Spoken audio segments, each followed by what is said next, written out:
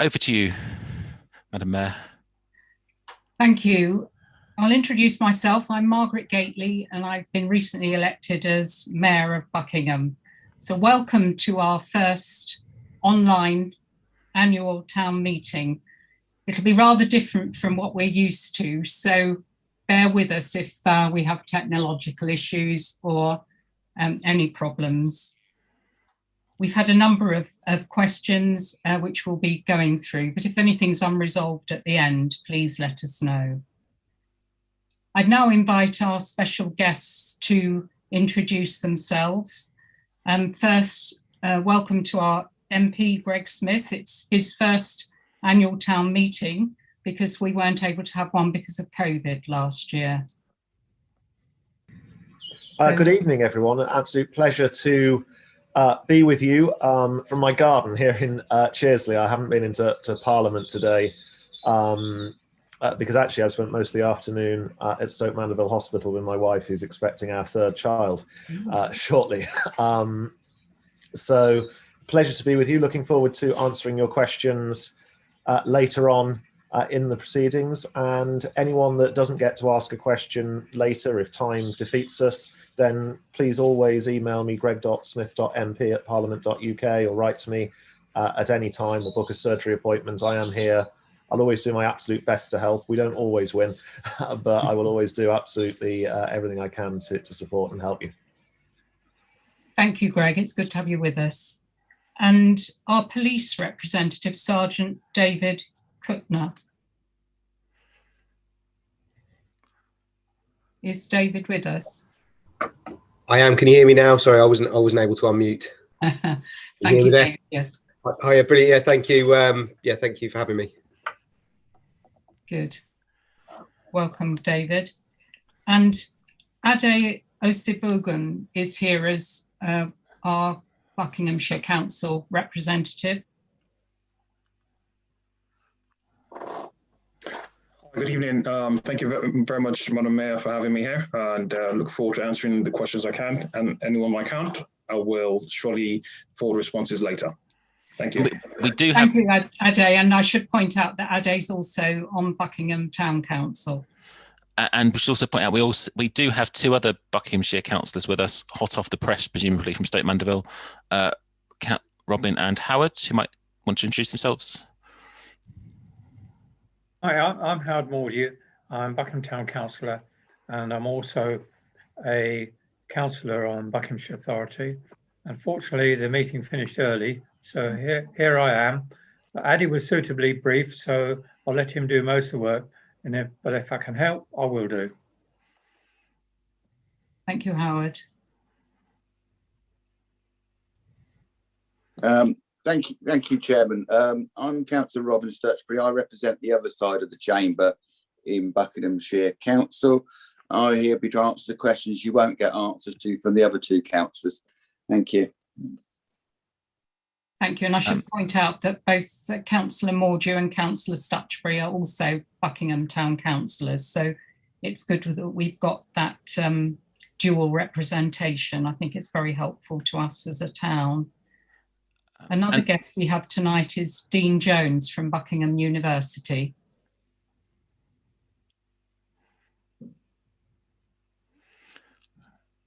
Can't hear you, Dean. Your lips are moving, but you're not plugged in. Oh, can you hear me now? Yeah. Yeah, sorry about that. Good evening, everyone. Thank you for inviting me along. I'm here to represent the University of Buckingham. Any questions that you might have, any that I can't answer, I'll obviously refer back to my colleagues and come back to you with the appropriate answers, but I'll do everything I can to answer and contribute to this evening's proceedings. It should be a very good evening, and thanks for Town Council for organising it as usual. Thank you, Dean. That's great. I think that's all of our outside representatives. Is that correct, or have I left somebody out? I think that's everyone. Thank you. And I'd now like to introduce our remaining town councillors. Perhaps if you can just wave when I mention your name. I'm going to start with the newer councillors. Sue Hetherington. Councillor Sue Hetherington. Councillor Anya Schaefer, Councillor Ryan Willett, Councillor Rabina Ahmed, Councillor Anthony Ralph, Councillor John Harvey, Councillor Lisa O'Donoghue, Councillor Mark Cole, and I can't actually see people at the moment, so I don't know whether there's anyone else there whose name I haven't just read out. We have Councillor Andy Mahi. Councillor Andy Mahi, I'm sorry, Andy. Deputy Martin Try. Councillor Martin Try. I think that's all our councillors. I've lost my view of all the participants, which isn't helpful. Thank you. So welcome everyone. And Nina, our committee clerk, is going to just read out some apologies.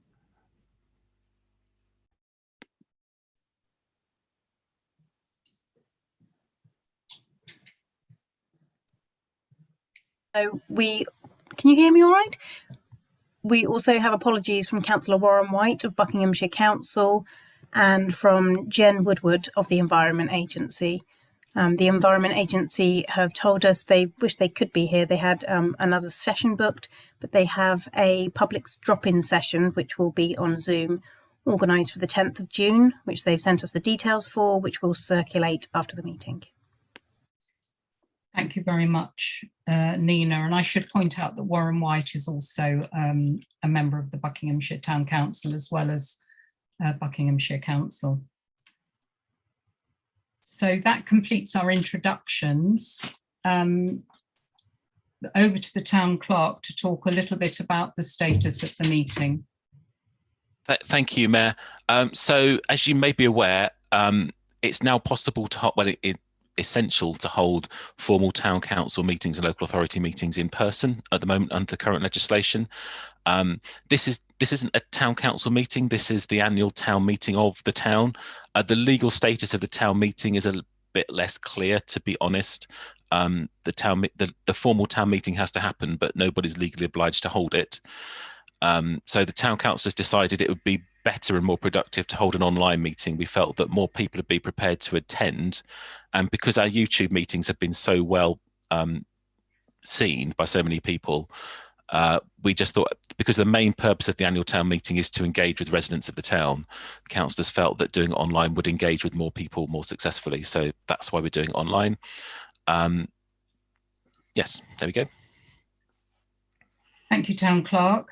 And our committee clerk, Nina, is going to give a summary of the consultation themes. Thank you, Nina. Not sure about everybody else's view. There's a shared screen, but it's not on the slideshow formatting. That's it. Okay. So if you click through to the next slide. There we go. Thank you. So in recent years, Buckingham's annual town meeting's been designed to enable as many residents to take part as possible. And over the past couple of years, we, Buckingham Town Council, have organised meetings in the community centre, which some of you may have been to. They're usually really well attended. We structure the meetings with quite an informal, facilitated style that's enabled electors to talk to partners, as well as giving residents the opportunity to publicly ask questions. The Town Council's usual approach has been to host a week-long public consultation on the Town Council's Facebook page in the week running up to the official annual town meeting. In that respect, this year was no different. So we ran our social media consultation from the 10th to the 14th of May. Residents were invited to post questions or comments under pre-agreed discussion topics, so topics that our full council had agreed. Residents' questions and comments from there have been circulated to our representatives in advance of tonight's meeting. And questions have been amalgamated from the online consultation and will be presented to partner organisations by the Mayor during agenda item 5. So we would ask that our representatives note these comments and that, if possible, answer any of these concerns within agenda item 5. So we won't be asking for them to be addressed as I go through the slides, but please take them on board. And if you can address any of them later, that would be great. Next slide, Paul.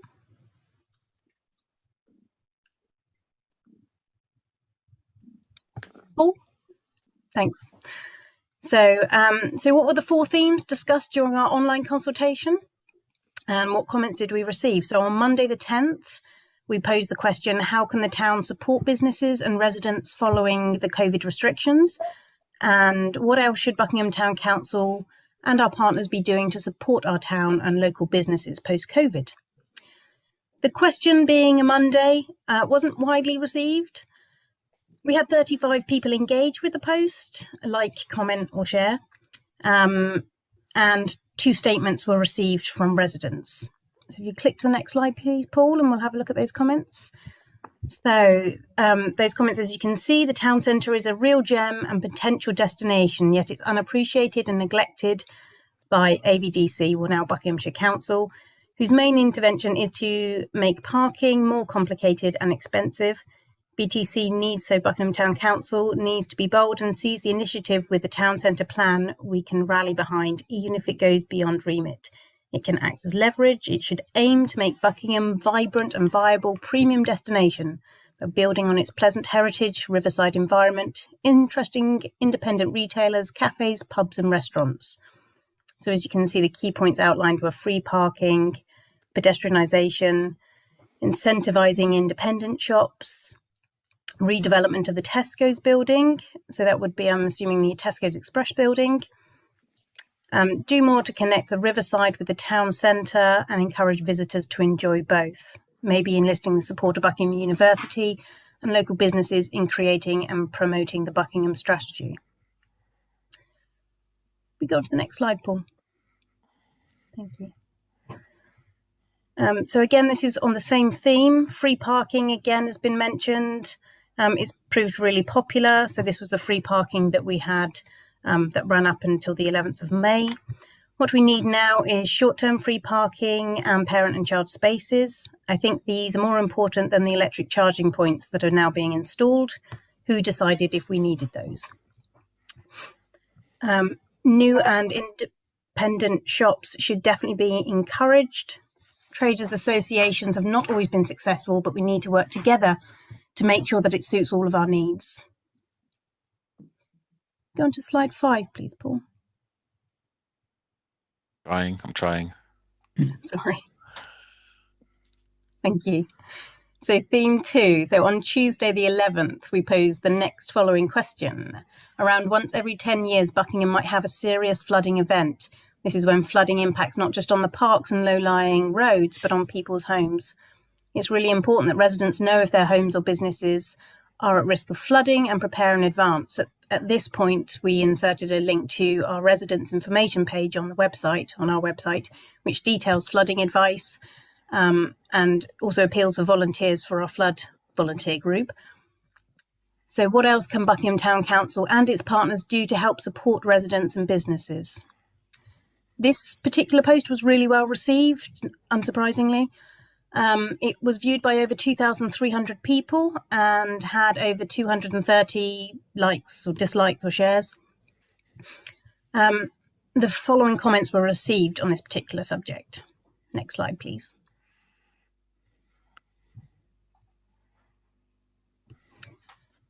I think you've gone ahead one. Thank you. So as you can see, stop building on the floodplains. Future planning applications must take this into account. Also, floodplains can be created. If there's a will, there's a way. Flood barriers or walls either side of the river in Ford Street to protect the Woolpack pub, and clear fallen debris from the river and increase the flow. Those were 3 sort of key comments that came from that theme. On to the next slide. Thank you. Theme 3, which was on Wednesday the 12th, we asked Buckingham Town Council declared its climate emergency in July 2019, and since then the council's been busy investigating actions the town council can take, as well as looking for ways to work with partners to make a difference. At this point in the post, we referenced our link on our town council website, where you can view and download the latest version of our Climate Emergency Action Plan, which was recently updated at full council in March. So what else should Buckingham Town Council and our partners be doing to address the challenges of climate change? Unsurprisingly, this was another popular subject in consultation. It had been viewed over 2,400 times and received over 150 interactions. So the main comments that arose from this thread, as you can see, were around the EV charging points, which are being installed at Cornwall's Meadow. As you can see, it's positive, but surely far better, as the comment reads, to have 4 ultra-rapid chargers than 8 standard. The comment sort of goes on to say that if we were to have rapid chargers, would that not benefit the town, bringing more people in and possibly encourage local taxi firms to switch to electric vehicles? The following comment, the council could also seek to lead by example and set out a plan for decarbonising the community centre, switching to LED lighting, improving insulation, installing roof-mounted solar and I'm not sure what that is, HSEHP, requires investment, but sensible to have a plan in place.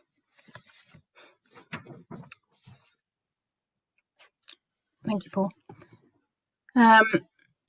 And then the next comment, which relates to climate change: clear the obstructions in the river to increase the flow and prevent rubbish that gets trapped, and prevent rodents invasion, plant wildflowers all along the riverbanks to attract insects and wildlife. Thank you. Theme 4. So this was on Thursday. We asked the following. We have a suite of new town and unitary councillors in Buckingham.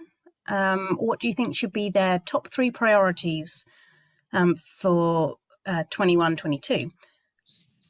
This post had quite a low level of engagement, reaching only a few hundred views and 40-odd likes, dislikes, shares.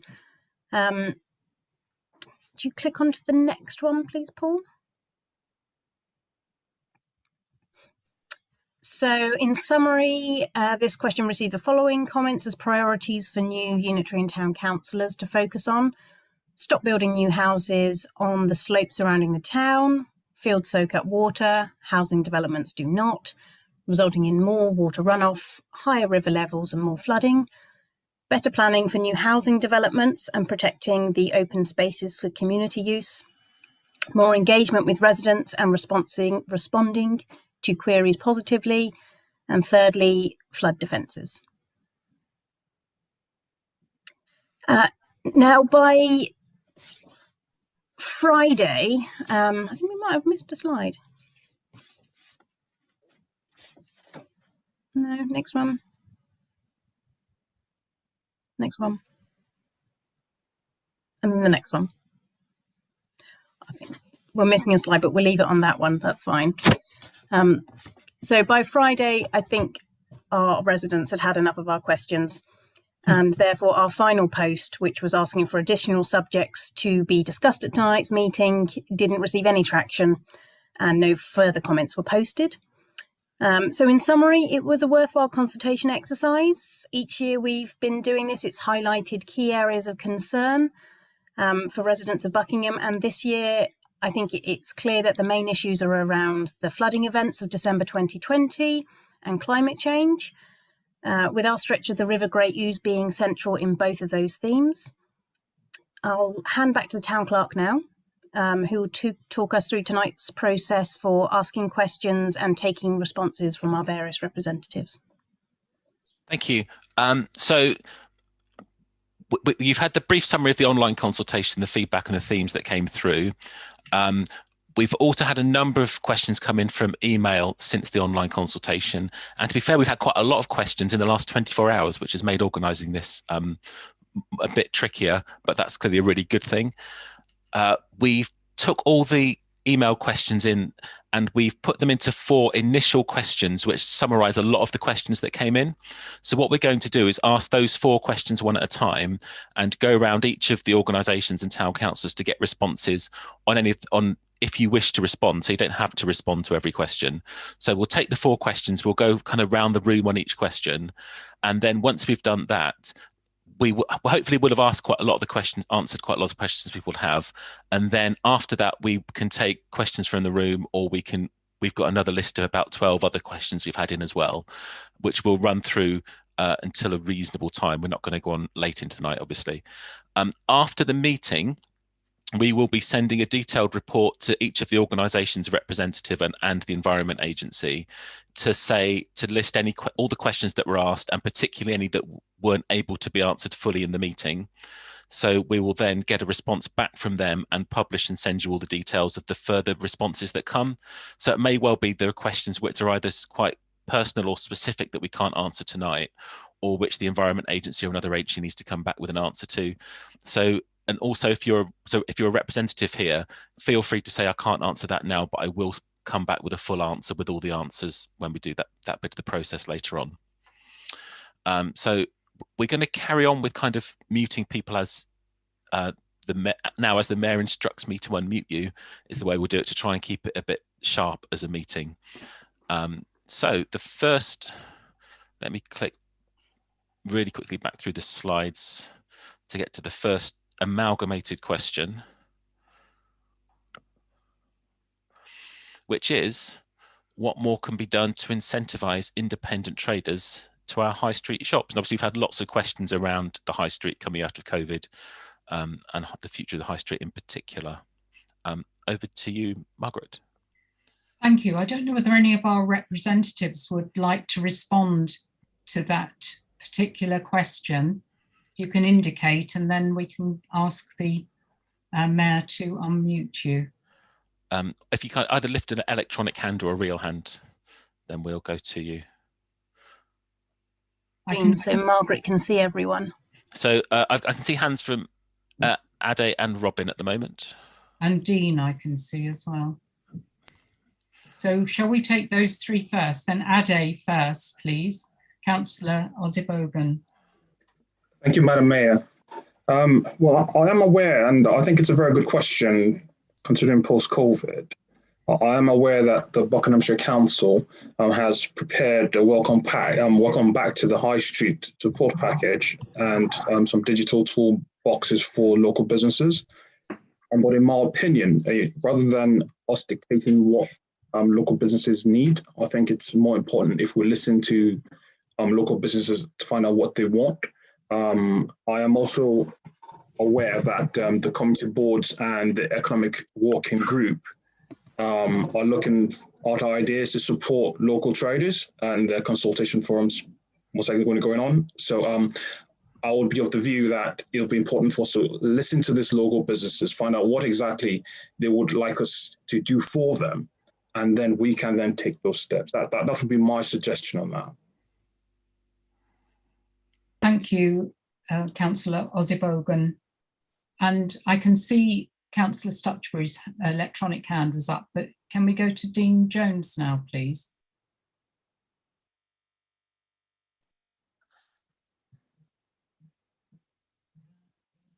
Thank you, Madam Mayor. I've got two key suggestions, and the first one is to celebrate. Can you hear me? All right, yeah, is to celebrate everything which is already happening in the town. And if you do walk around the town at the moment, it's a really lovely place to go and visit. And the more we talk about how lovely it is, the more people will visit, and the more retailers will be attracted to our lovely market town. And it really is a lovely market town. The other thing I think is really key, and I'm speaking from my perspective as kind of as the bard, if you like, is the cultural element to what the town could offer.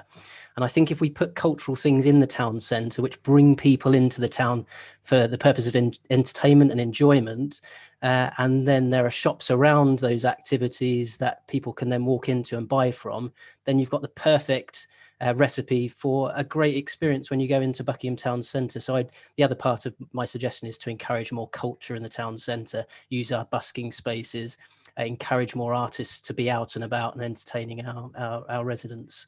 So those are my two key points. Thank you, Dean. That's great. Councillor Mordew and then Councillor Stutchbury, I think. I'm trying to find Councillor Mordew. Oh, there he is, right next to Councillor Stutchbury.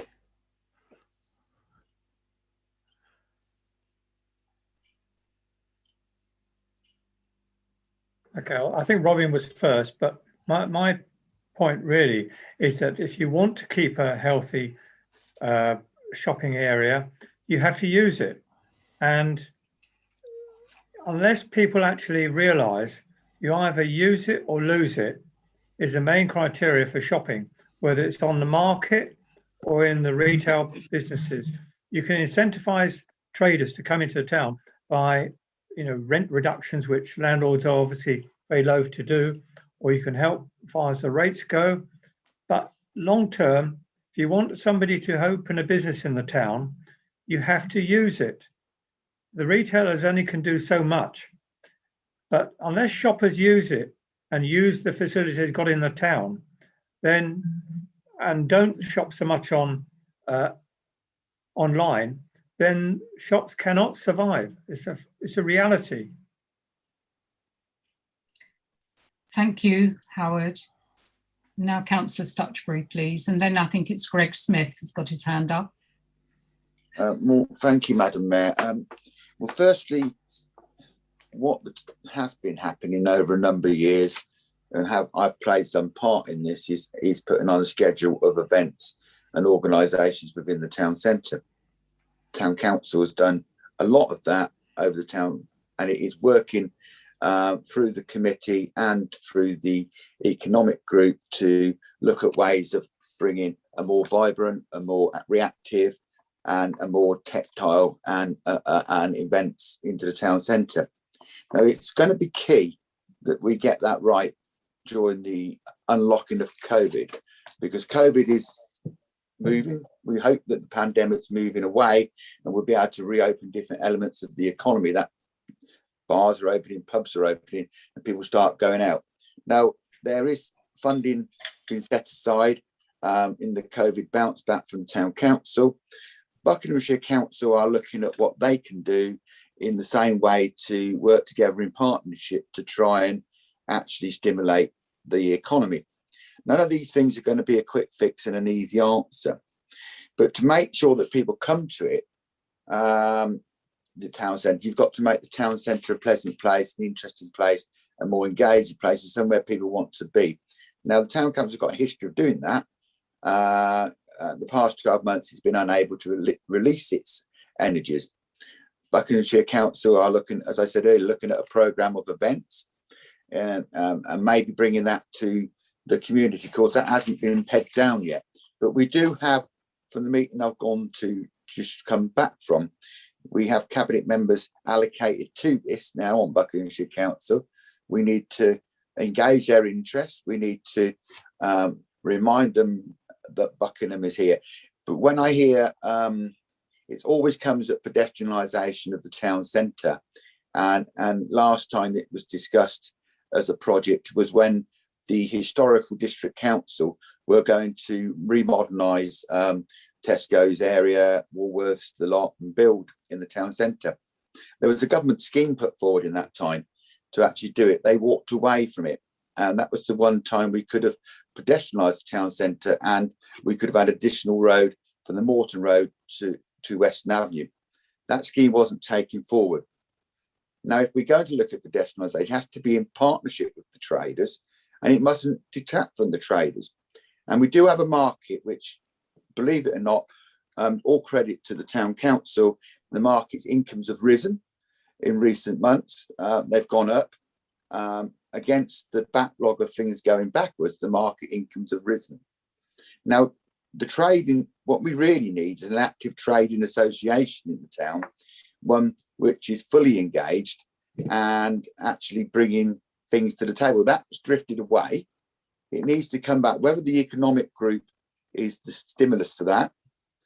But one of the things we really need is, which is really for Right Honourable Member Greg Smith to look at is what government can do around the biggest cost to a business is the rates.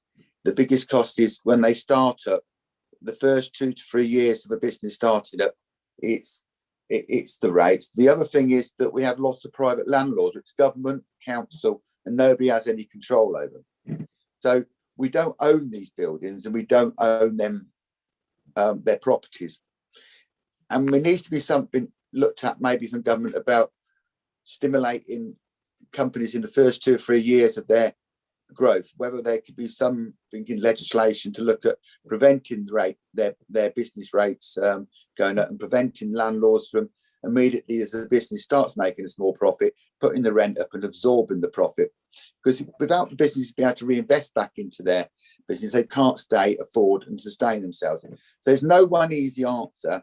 And just to say use it or use it or lose it is not a right approach. We've got to actually say use it and grow it. That's what I would say, and not because we can make it a positive story. There's a huge lot of goodwill in the community to do the right thing, and it's no one else is going to do it. But the town council sung a good song. Buckingham Council is going to sing a better song, and I think that it's our honourable member Greg Smith who's next to think about ways that he can approach this for the Secretary of State and look at easements for businesses to thrive. Thank you. Thank you very much, Councillor Stutchbury, and over to Greg Smith. Well, thank you very much, and I really should thank Robin for the promotion there, because I'm not right honourable perhaps yet. That comes if you're appointed to the Privy Council. I think first of all, can I absolutely endorse what's come up before by saying let's celebrate first and foremost what we've got. Because Buckingham Town Centre actually does have a good mix of independent retailers, of independent traders in the market, along with those footfall drivers, Waitrose, Sainsbury's, Tesco Express, etc., that drive people into town centres. And I can think of many high streets, many town centres all around the country that I've been to, visited, etc., in the past, where they are literally now all national chains, charity shops, estate agents, and that's about it. So I think we should absolutely celebrate the mix of independent traders that we've got at the moment. But the point is right. How do we get more of them? How do we encourage them to grow? How do we ensure that there is an attractive offer for everyone to want to come to Buckingham, not just Buckingham residents, but actually people from all around to come and spend their money, be it on goods, on food or jewelry or books or whatever it might be, as well as going to the pubs and the restaurants to support them. The business rates question is a very good one, and business rates, in my view, have been broken for a very long time, and they've almost acted as a disincentive for small independent businesses to grow, to take on a bigger premises, to take on more staff, to expand their offerings. And business rates reform is something that has actually been long promised by ministers, and those of us on the backbenches like to remind ministers that it is high time that we got some sort of reform to the business rate system that incentivizes startup and that doesn't then come down in a cliff edge way when that business does start to grow, and really takes away any real incentive to grow and to expand. What I would throw out there is,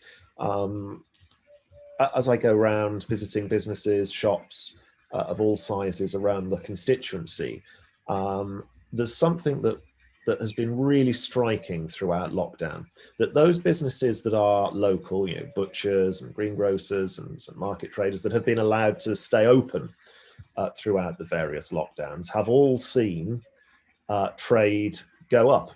Some of them have actually had record years, and it's how we keep people not perhaps going back to something that I'm sure we're all guilty of, we're all tempted to do, to go back to just buying all our food in Tesco's or Waitrose or wherever it is that you choose to shop, but actually to continue those lockdown habits of going to the independent butcher, of going to the market stall to buy your fruit and veg, etc., and indeed farm shops around the constituency, going a little bit out of the town centre. Farm shops have seen a big increase in trade throughout the various lockdowns, and we've got to find a way of encouraging people to keep going to those local stores. The other thing that I would just throw out there for perhaps something for Buckingham Town Council to consider is that down in Princes Risborough, which is one of the 3 towns I'm fortunate enough and lucky enough to represent in Parliament, they put in place during the first lockdown this really innovative scheme called the Risborough Basket. And it was a way when all the shops in Risborough, which has a similar independent mix to Buckingham, a way of keeping them trading when their actual physical premises had to be shut.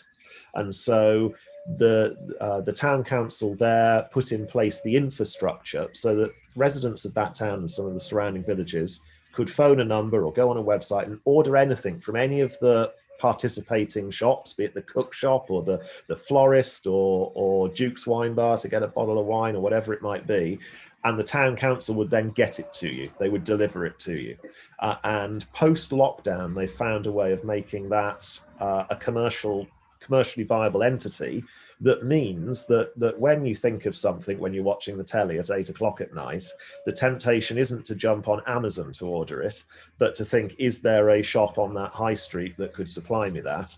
And how can I get it brought to my front door if I'm unable to go out or it's, work or whatever it is that means you can't go out. So I would encourage you to look at that scheme to see if it's something that could be brought up to Buckingham to support our independent retailers and traders in the town.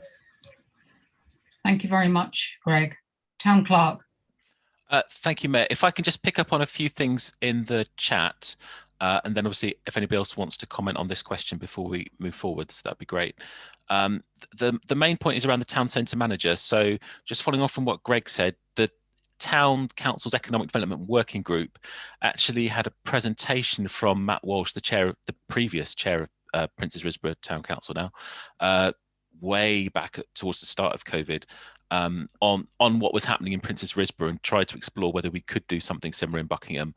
And for various reasons, it just wasn't something traders were particularly inspired about or up for at that time. And we tried to, I think we offered support and money, and it just wasn't happening. Buckinghamshire Council were very up for backing something in Buckingham if that was a thing our traders wanted.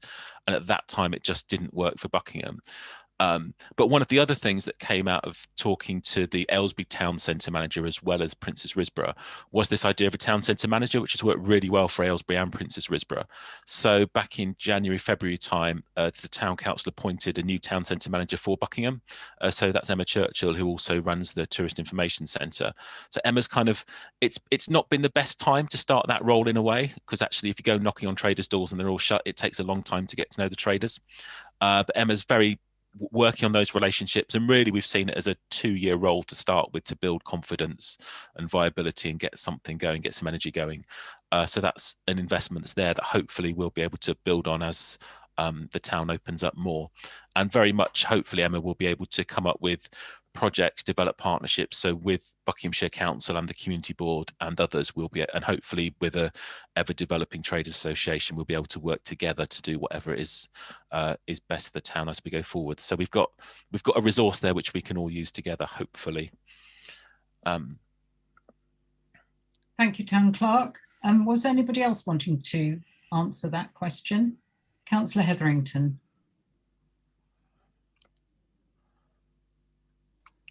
There was, I picked up some comments about charity shops weren't very popular, but I just thought I'd like to say that the new Florence Nightingale vintage charity shop, I thought what a super thing that was. That was an absolutely fantastic shop.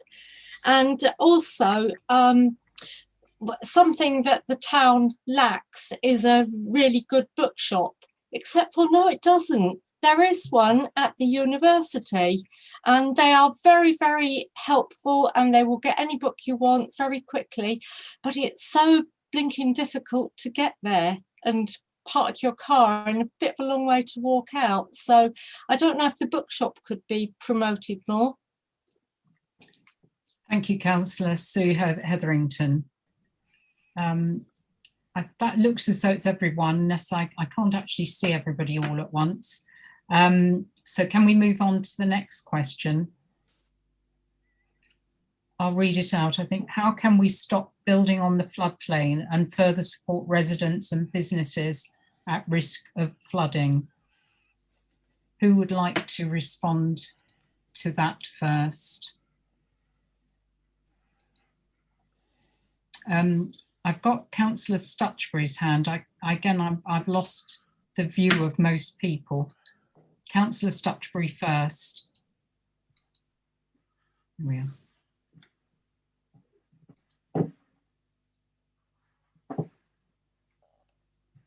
Thank you. It's a bit of a job to keep with this unmute business here. I'm not sure who's doing what, but let's look at the history of Buckingham and the history of the floodplain in Buckingham. We've had 3 consecutive developments placed within the floodplain against local council's opinion. Development seems to take place only just recently.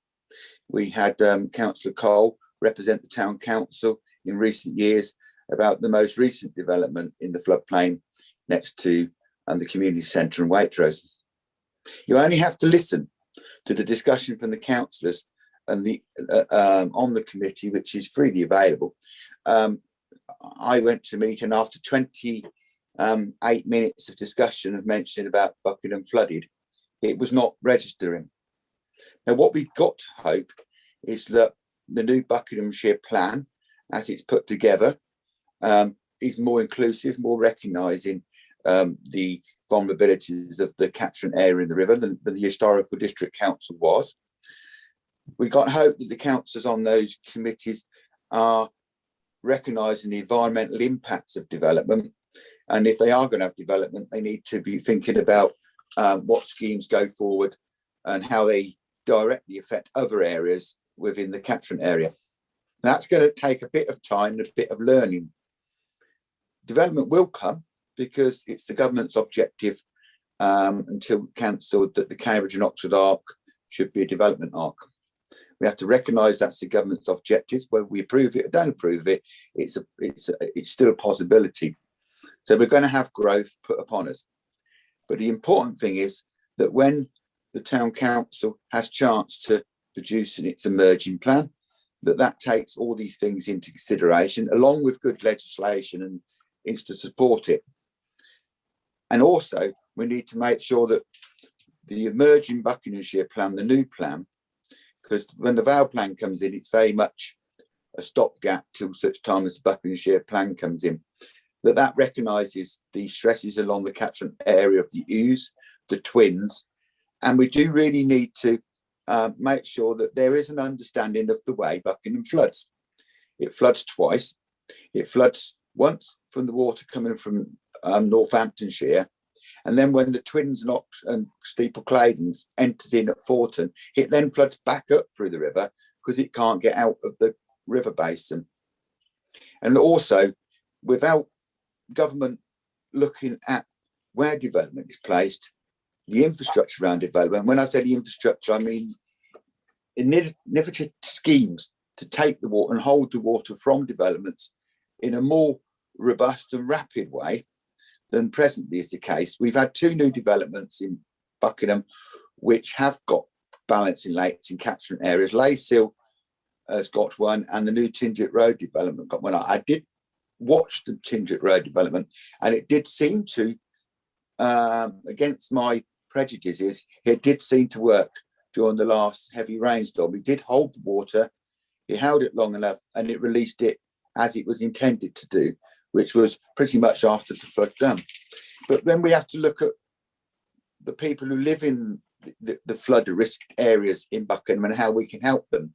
Now, I heard floodgates at the Woolpack. Well, that was looked at historically probably 7, 8, 10 years ago, and the consensus was, let's go and look at it. It was batted away by various people because of it being a right of way. Also, the Fordies are still a right of way, and the feature and the beauty of it. Now we have to look at what we can do on those areas, but by catching the water in one place, you only push it somewhere else. So there's no easy answers. We could all do something about ensuring in planning applications that all pavings and stuff are put in are permeable. We should be looking for permeable things. We should be looking for anything that retains water where it is, so it doesn't go back into the river basin. Now, the town council's been brilliant. Town council cleans the river out, but the Environment Agency has to take responsibility of pursuing riparian owners, be that local authority or private owner, when trees block the river. To be fair to both local authorities, I think they actually do what they're said to do, maybe not in the time frame that everybody wants to, but they do it. It's the private landowners within the catchment of the river basin that need to step up to their responsibilities. And sometimes that's economic. Sometimes it's that they don't realise they've got a responsibility of a riparian owner. But we have to look at every little thing that can possibly improve it. And we have to look for government to look very, very carefully at its growth potential, because sticking massive developments across North Buckinghamshire in an area which is a flood basin for the River Ouse cannot do anything but increase the flooding into the waterback areas of Buckingham, indirectly or directly. And we have to be very careful of that, and maybe challenge it strongly and question people properly about it. It's still going to rain, and we're in global warming. We've got a number of other people wanting to speak, so perhaps if we can allow them to speak, and if there's anything that you still wanted to say that they don't mention. Well, I was just going to wrap up, Madam Mayor, at that point, and I was just going to say, before you interrupted me, that there's no easy, swift answers. The climate's warming up, and we've got to warm up our actions to match it. Thank you. Thank you very much. I've got Councillor Harvey, Greg Smith, Councillor Lisa O'Donoghue and Councillor Warren White, and I think Dean Jones also indicated. So can we come to Councillor Harvey first, as he's not spoken yet? I just want to make the point that the government have announced plans to reform the planning legislation, which is reputed to be allowing many more houses to be built, particularly here in our county.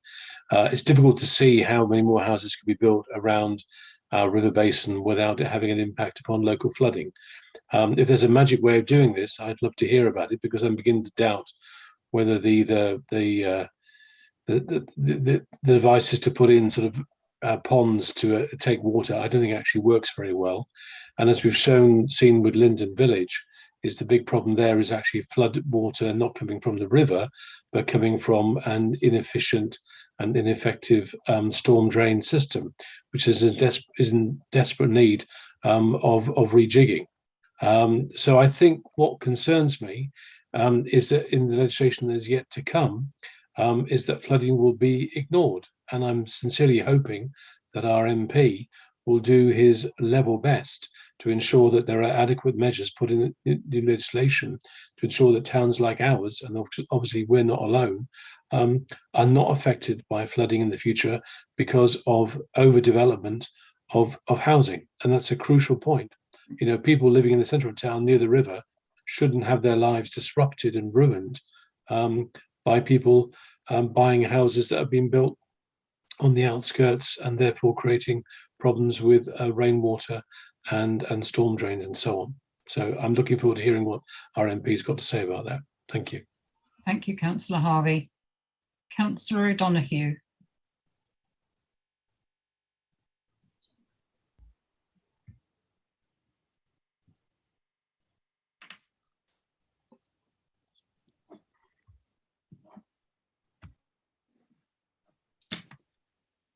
Thank you, Madam Mayor. Sorry, Paul wasn't quick enough on the old button there.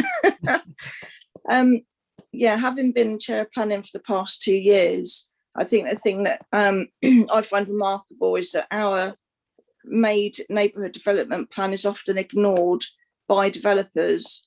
They have referred to the VALP, the Vale of Aylesbury local plan, constantly in their documentation, totally ignoring our made neighbourhood plan. And I think that's a big frustration for us here, because we know what areas flood. It would also be good if officers, before they recommend a development goes ahead in a floodplain that we recognise as being a floodplain, they come and visit the site, because they're not doing that, and they're just steering the planning committee in Aylesbury to agree in developments, which then have a knock-on effect on the residents in the town, and further afield, like where I am in Linden Village. Another issue that we have is that the Environment Agency's data is often used saying that we flood once in 100 years or twice in 100 years. That just isn't factual. It's disingenuous to use old data when we know that our town does flood. We know where it floods, and it's just ignored. So there are some things there that I think need to be taken on board. If we have a neighbourhood development plan that we've gone out to consultation and it's made, developers need to recognise that and to stop putting in applications on floodplains that the folks down in Aylesbury just agree without visiting. So yeah, thank you, Madam Mayor. Thank you, Councillor O'Donoghue. And Councillor Warren White, please, and welcome to the meeting. I don't think you were here at the beginning, I'm not sure. Thank you, Madam Mayor. Unfortunately, had to get back from Stoke Mandeville from the council meeting earlier, so I managed to log in shortly after you started. Lots been raised, and I'm conscious you've got lots of questions to get through, but just from my perspective, I live on the edge of the flood zone, so I'm very familiar with how we've reacted to both the 2007 flood and the Christmas Eve 2020 flood, and it was pretty horrible for those in the flood zone, but also pretty challenging for those on the edge of the flood zone. So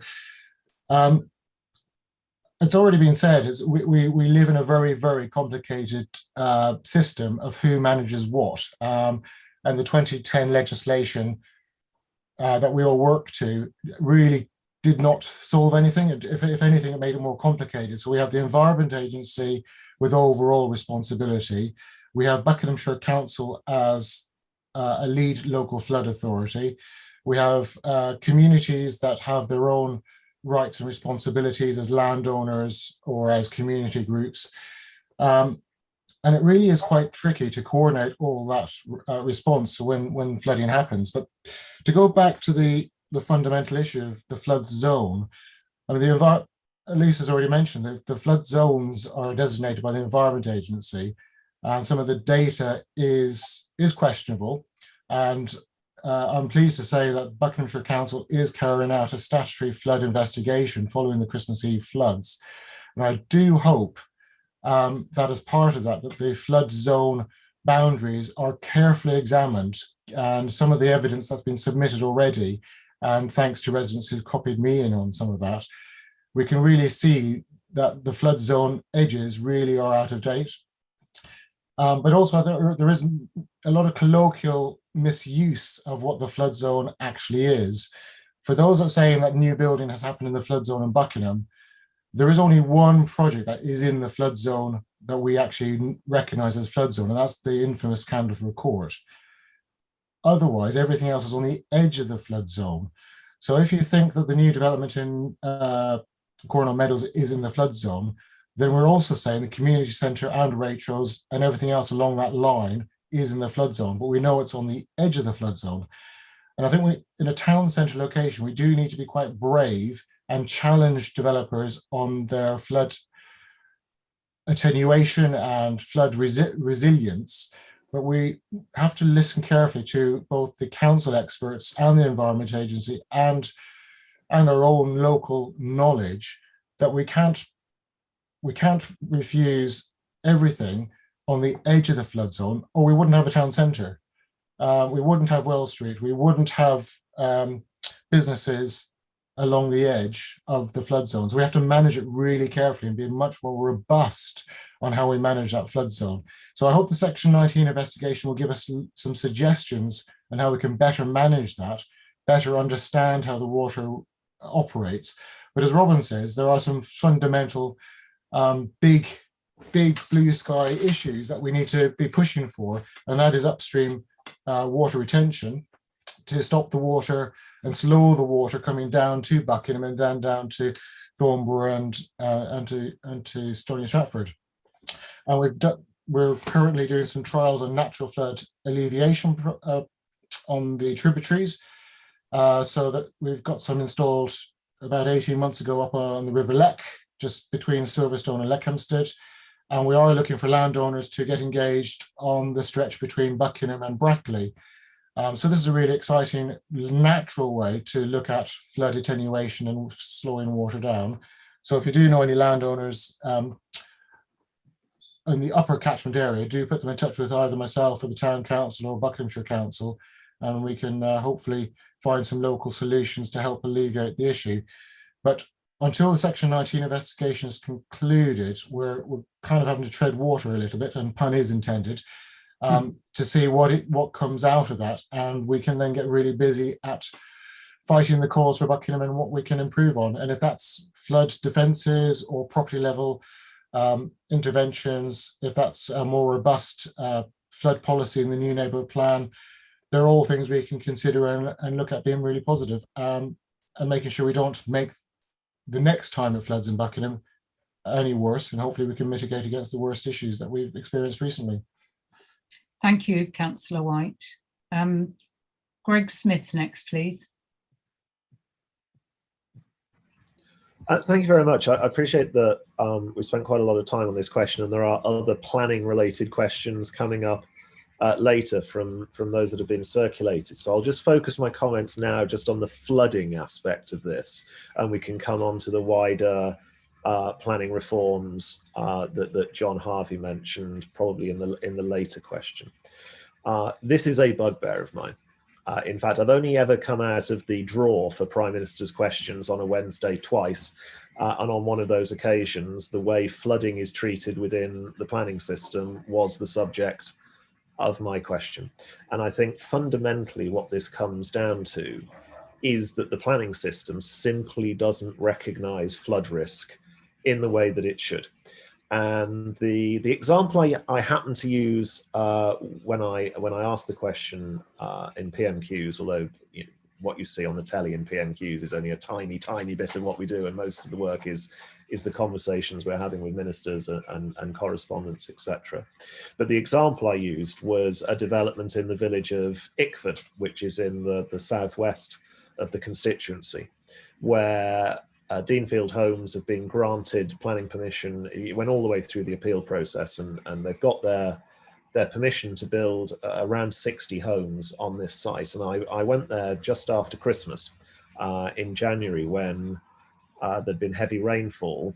It's probably still on my website, you can go and see it. You can see me stood doing a quick video next to the field where these homes are being built, where all the experts, all of the planning consultants and the flood risk consultants and the people that the planning process has to involve had said this was going to be a once in 100-year possibility that the land would flood. Well, yeah, I was stood there in this video the 4th or 5th time that land had flooded in the same number of months, and it was under 3 foot of water. So my mission is to try and get, probably in the planning bill that will come forward in this session of Parliament, but if not in some other form, the way flood risk is assessed changed as part of the planning process to something that is far more sensible, far more fit for purpose, and that will mean that when an application reaches a council, a planning authority,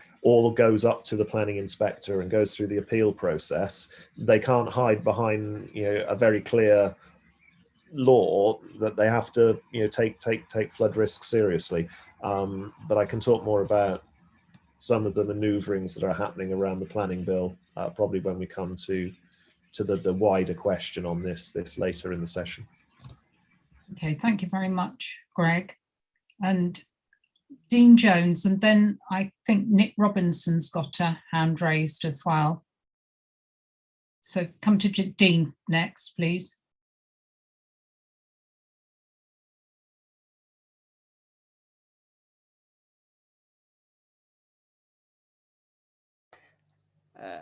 Can you hear me okay, Madam Mayor?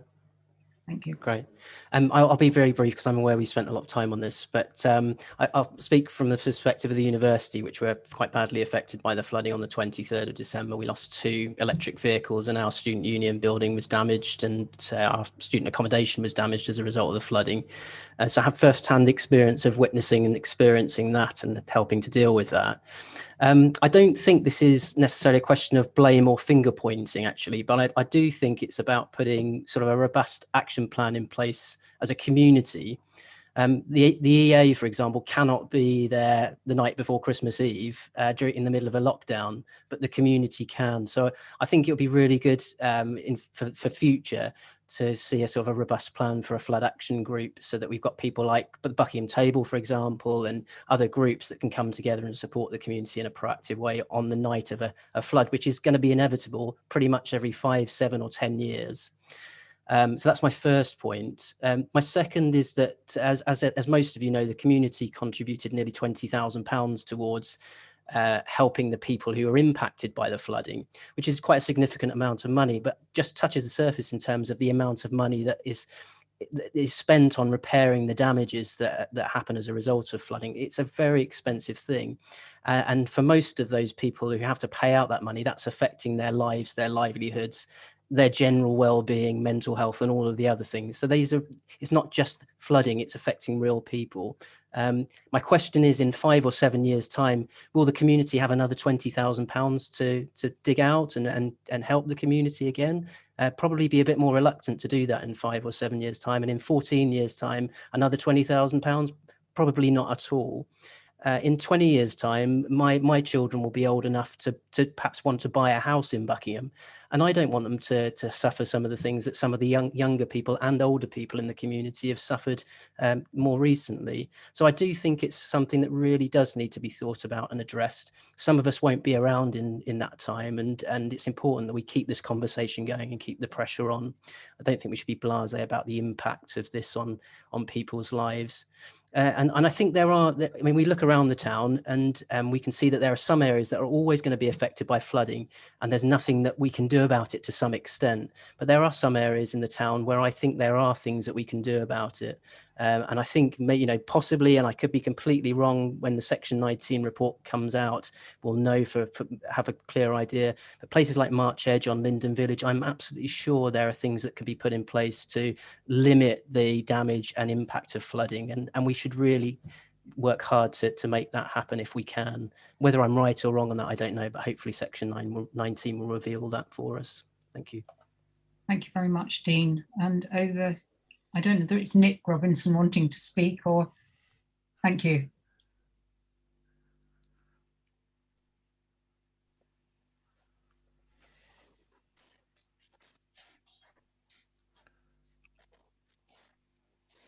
We can't hear you, Nick. You are unmuted, but we can't hear you.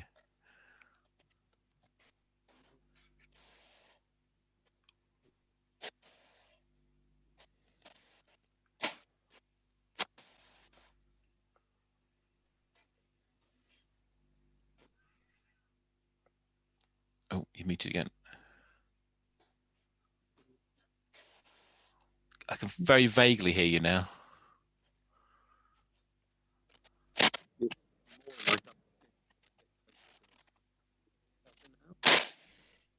Not really. I've got a lot to say about flooding. I welcome a lot of this conversation, but I want. I'll have to put in the chat bar. We can hear you now. We can hear you when you're speaking like that.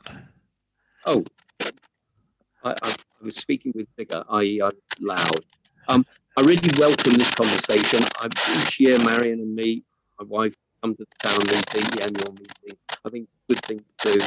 I think it's really disappointing that there's fewer residents this year than the picture we showed at the beginning of the meeting from last and previous years. On flooding, we live in Nelson Street. That's in the old quarter. We've lived there 15, 16, 17 years, flooded twice. I think our responsibility is to stop. I think other people's responsibility is to help prevent the water coming to our front door. I accept it's my responsibility once the water comes into the house, and take what steps we can to mitigate when water comes in. And happily, it's only come in twice. But as a couple of you have said, once in 100 years, that's just disingenuous. It's untrue. It's misleading on the EA front. I agree with some of what Dean said, but I don't agree with all of it. I think that I do expect the Environment Agency to be on call, or people to be on call, to advise me what's going to happen and how I can address it. On the 23rd of December at 7 p.m, we had 3 foot of dirty water in our house in Nelson Street. So did neighbours either side. At 11 p.m, we got a flood warning saying we would likely to flood. I mean, it's practical. And Warren is well aware of this. He deal with it with you. I'm sorry, Nick Robinson, we can't really hear you very well. The town clerk has a hand raised. I don't know whether you've got a suggestion. No, I was just going to say something when Nick had finished. Sorry. It Right, is quite hard. I don't know, Nick, if you want to maybe use the chat bar as well. That might be. Make sure I've got 2 more points I want to make. I'll put them in the chat bar as well. The first point is Warren talked, he set out all the different agencies, local and national, who have some responsibility to do with water coursing and flooding and all of that. That means, to me, no one has accountability. I would love someone, I asked, I think it was Lord Pitt, whoever did the review in 2010, I met him, I met Hilary Benn, I met John Burkow several times, all about this. I just want someone to set it out for me, who's responsible for what. So as a resident, a citizen, and someone who actually helps his neighbours, I can work out who to turn to. Second and final point I want to make is there is the river course, and colleagues have talked about that just now. There is clearing the storm drains, which is Transport for Buckinghamshire, and that takes some time for them to respond to the online things. And then there's the other thing, outside river course, outside storm drains, which is gravity. Water comes down the hill. I live at the bottom of the hill. There are Tinchwick Road, and the development there is at the top of the hill. Great that Robin has observed that the catchment area, it actually works. That's great that some of the water went there. A lot of it came down the hill. That's it. Thanks. Thank you, Nick. I'm sorry we've had these technical issues, but I think we probably me. Well, no, I think we've got the gist, but if we can have the full response in the chat bar, that will help so we can get a proper response back to you. Town Clerk. Yeah, just one thing to add to what's been said. Just about a month before the flood, the Town Council did identify that what was the Community Flood Action Plan needed updating, and we'd previously recruited volunteers, but there was only one left. In the event of the flood at Christmas, actually the flood plan wasn't implemented because of the issue around notification anyway. However, the Town Council and Buckinghamshire Council officers have spent quite a lot of time since the flood rewriting the community flood plan for Buckingham, but also Buckinghamshire Council's flood plan response. So we're working really hard to get that right, working with other agencies. We'll be circulating that over the summer. And then the plan is that certainly by September, we'll have the details of what the new flood plan is, who all the contacts are, who does what in the event of a flood and a possible pending flood. And we will be then delivering that to all the homes which were impacted or at risk of flood. And we'll be delivering something every year to all the homes potentially at risk of flood as a reminder of who does what. We'll check that we've still got all the right details and we haven't changed our organisation's names, but also to make sure that people living at those addresses get something through the door at least once a year, so that if people do buy a house or move in, or their tenants, at least they will get something periodically. Obviously, once we have the final plan, we'll then consult on it, and if we've missed anything, we'll let people know that. And we've had lots of offers of help. Obviously, we need a flood plan with volunteers who don't live in affected homes, because they need to be busy dealing with their own issues in the event of a flood. Certainly Borg are keen to help. The Rotary Club have been chasing me because they want to be helping. So lots of people do want to help when we have a structured way of doing that, and there will be more information on that as the summer goes on. Thank you, Town Clerk. I've got Councillor Stutchbury and Councillor White wanting to speak again, I think, and I do think this is a key issue for our town, so spending more time on it is important. Thank you. Councillor Stutchbury and then Councillor White.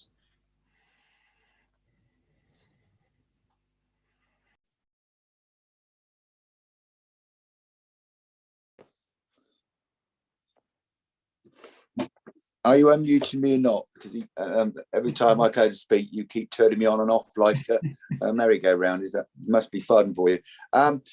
What I would like to say, what people haven't actually recognised, and maybe the right MP can actually recognise, is we've got a large development going straight through North Buckinghamshire, which is going to actually increase flood risk period.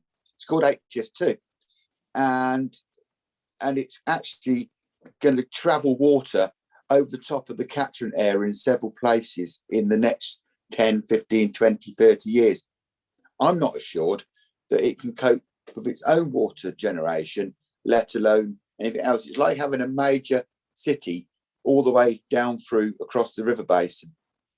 Now, the rivers don't start in Buckingham. They start at the river course where they start. It crosses it at Twyford. It crosses it in Northamptonshire, all at the start of where the river basin is. And I'm really concerned that could be generating. I looked at the videos of the area of construction, and that flooded very nicely during the last storm. But if that water comes into the top of the catchment area, no matter what we do in the bottom area, being Buckingham, we can do nothing about it. So as Councillor White rightly said, we've got to keep moving further out to resolve the problem. And it's about finding places to catch the water, period, upstream. And we would be good if the MP could probably have a talk to the Minister about whether he's assured that it can retain its own water, because I'm not. I farmed in that area for a number of years. I can remember when our drains blocked on the historic railway, it held water on. The railway was like a big canal. So I can't see it being any different. And it's maybe something the MP can go away and look at, whether they've done enough mitigation for it. I'm not assured they have. And just because HS2 doesn't come through Buckingham doesn't mean it doesn't affect Buckingham. And it will do if it increases the flooding. And it might be that the MP knows more than I do on that. And if he does, I'll be grateful. Thank you, Councillor Stutchbury. Councillor White now, please. Thank you. Just to pick up some of the very good points from Nick Robinson. I mean, yeah, he's absolutely correct that the fact that there is no single person or organisation responsible for flooding is extremely challenging. And the 2010 Act reinforces the division between rivers flooding and surface water flooding. And the two, you know, as far as residents are concerned, it's water. We need to deal with it. But as far as the government and the law says, they're very, very separate in different organisations. But we certainly need to keep the feet of the environment agencies to the fire, because they are the ultimate responsibility for the River Great Ouse as the river authority. And I am pleased to say that despite, in my view, they cocked up the warning at Christmas Eve. It was too late, as you say. I also didn't get the warning till gone 11 o'clock that night, and I'd already been out for several hours with my wellies already overtopped with water because we were so flooded down at the Tindrick Road, Nelson Street area. But at least the Environment Agency did listen. They acknowledged that they did not respond to residents phoning in on that evening of the 23rd with on-the-ground reports of flooding. They never called me back as one of the local representatives to take my details.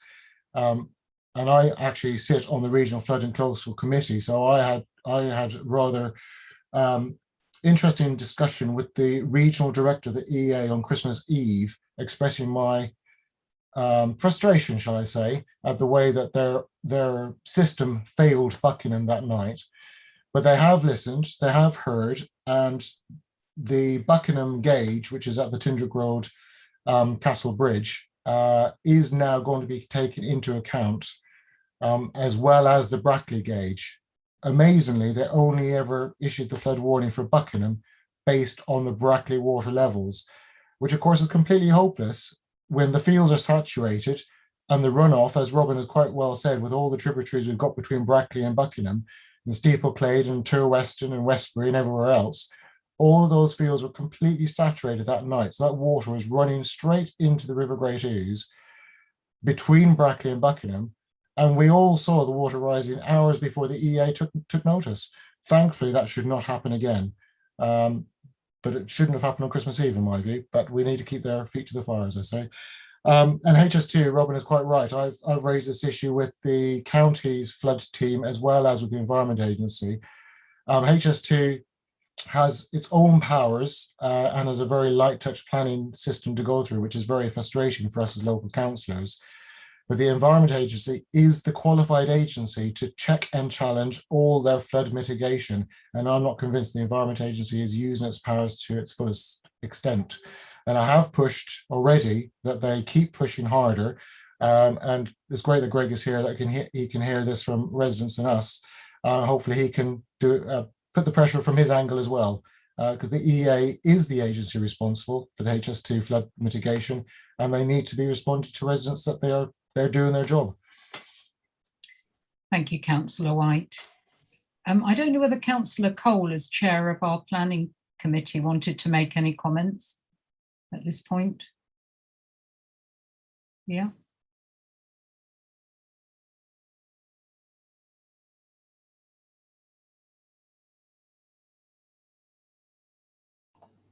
Thank you. Thank you, Mayor.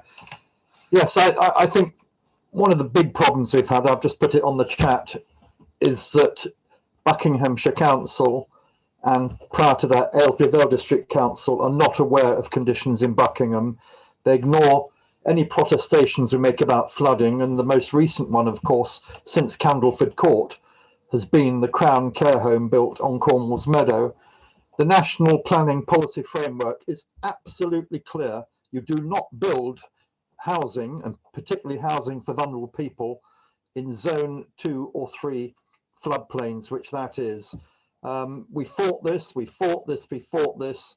but AVDC in its wisdom, and then later Buckinghamshire Council Planning, decided they were going to give permission for that. We appealed to the Secretary of State, but he decided to take no action, and so in effect took no notice even of his own national planning policy framework. And this is what we're up against. We're a small parish in the eyes of central government, and that is how we're always going to be. We shall work hard at trying to combat flooding, but at the moment we really are flogging a dead horse. Thank you. Thank you, Councillor Cole. I think everybody's had the chance to speak. As I say, it's a very important issue and one that we'll be returning to, I'm sure. But if we can move now on to question 3. What more can be done to assist the community in the reduction of households' carbon footprints? I don't know who would like to respond to that initially.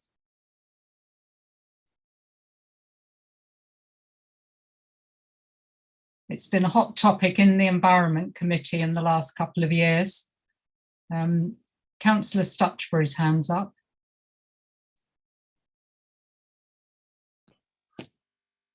Are we unmuted? Yes, we are. There's 2 things with the environment and making carbon houses more neutral. There's the economic question around it. Can people actually truly afford to bring the new generation of heating on? Because if you're on a modest income and you've got to find £10,000 or something to get your house carbon neutral, you can't afford it. You want to do it. Everybody wants to do it. So it's got to be made economical. Some way, I believe in 10 years' time, we're supposed to be walking away from gas, but there needs to be a lot of work done in the interim between them 10 years to make sure that the industries are grown to be economic and we can actually do it. As for going forward with construction of new houses, this is something where government can be directly responsible. They should make sure that houses constructed take green water. They can look at innovative ways that houses are constructed, like some houses in Sweden and Norway already are, that they're constructed with so they are carbon neutral in the sense that they're low energy producing houses. And the other matters is, how do we as a community do something with historic houses? We probably can't, because the nature of them, they're what they are. So what we really need to do is make sure that new developments in the future coming on, most of the developments being constructed now are very similar to what was constructed 20 years ago. The design is the same. It's a gas boiler and such put in, and residents put solar panels on their roof. Now, what we need to do is look at how we can actually bring standards up from a government level, and it's going to take time to actually make sure going forward every house which is built is more carbon neutral. That will lower it. And as I said earlier, there needs to be some assistance put in place, because if you're on a modest or low wage, you probably can't afford to do what you'd like to do, which is make your house carbon neutral. So the price has got to come down. And that's a scale of economics which would hopefully happen if burgeoning industries are brought forward. But those are what we've got to do. It's not an easy answer. It needs careful planning and consistent approach between governments on the same issue, not flip-flopping away from things. Once the scheme's gone on, don't just change it because the government changes. It has to be consistent. So I don't know whether our MP knows what government's plans are on that. There has been discussions, I've noted in Parliament, about the uneconomic stuff, and I think it was one of the things was raised by one of his colleagues in Buckingham the other day about the uneconomics of the 10-year plan.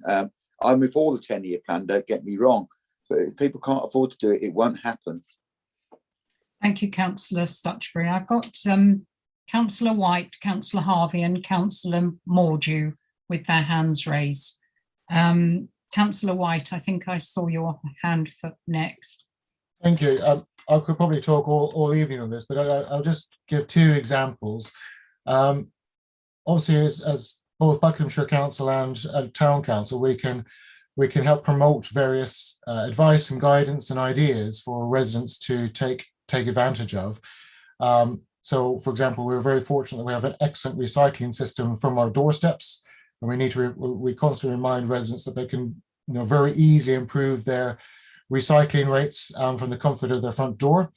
We offer discounted home composting if they've got a garden, so they can improve not only their home recycling but benefit their garden as well. As Robin touches on, there's lots of other things that we can do to our homes to improve our carbon footprint. From do you still have a 100-watt light bulb, or have you changed it to a 5-watt LED light bulb in your living room, for example? That makes a huge difference, not just to the environment and your carbon footprint, but actually over a year saves you a fair few pounds per light bulb after you've done that. So there's lots of little things that all combined can make a big difference to the way you run your house.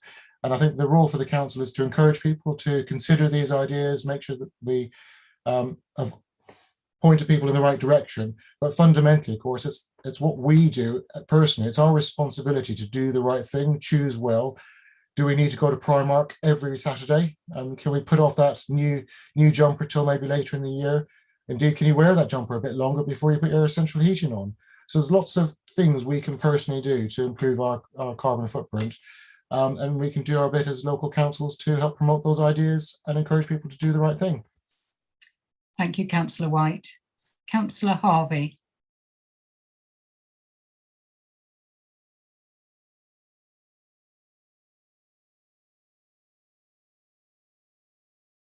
Okay, we'll try again. I'm here. Sorry, I just turned my video on. I think it's important people can see me. Several things. One is, I think it would be quite interesting to do a survey to actually find out the percentage in each street of houses that have solar panels, and maybe, I don't know, incentivize some degree of sort of friendly competition between different parts of the town to see who can up the percentage for their locality. Because obviously one of the ways that we can increase awareness of the need for reducing carbon footprint is by people actually having their own energy supply. Yes, there are, of course, providers who say that they're just providing electricity from recycled energy and so on. But I think it would be good for people to have their own solar panels as well. And obviously, we're still hoping one day to get solar panels on the roofs of council buildings owned by the town council. I note that the Buckinghamshire Council have done that with regards to Verney Close. I think it should be happening in every school. Every building that's owned by Buckinghamshire Council should have solar panels on them. I think we need to look at the new houses as already identified by Councillor Stutchbury. Clearly the standards there need to ensure, just like they are in many of the houses up on the Morton Road Phase 2, that they're built with solar panels installed. I think we need to experiment more with electric vehicle charging on the curbside, because if you've got a drive, and I'm lucky to have one, when I come to buy my electric car, charging it will not be difficult. But if you live somewhere like Mitre Street and you want to charge your car, that's a bit more problematic, because obviously the houses don't have drives on that street, and therefore charging them is going to be difficult without wires and cables running across the pavements. We've got to sort that out. I know there are some experiments in Oxfordshire which are doing that, but maybe there are some funds that we can maybe access to maybe have a trial in some of the more kind of terraced house streets that we have, Wells Street and so on, in the town. I think we're going to look at insulation of older houses. Maybe there's more that we could be doing as a town council, and maybe more the Buckinghamshire Shire Council could be doing to encourage people to get better insulation in their houses, because for sure that's one way to withstand the awful weather that we've had in the last few weeks and so forth. And then attached to that, of course, are gas boilers. That's a big issue that's coming up nationally, and I'd be interested to hear what our MP can say about that, because I know it's going to be a controversial one, because the idea is that new houses from about, I think, 2024 would not be built with gas boilers. They would be built with heat sinks of some kind to bring heat into the house from the earth. Now, I don't know whether that plan is still happening. What I do know is that the climate crisis is one that we cannot push back. We have to be in the forefront of making this happen. And it isn't just down to individuals and their households in Buckingham, it's down to radical action by the government. That's well outside the control of most people who are in this meeting this evening. Thank you, Councillor Harvey. Councillor Mordew.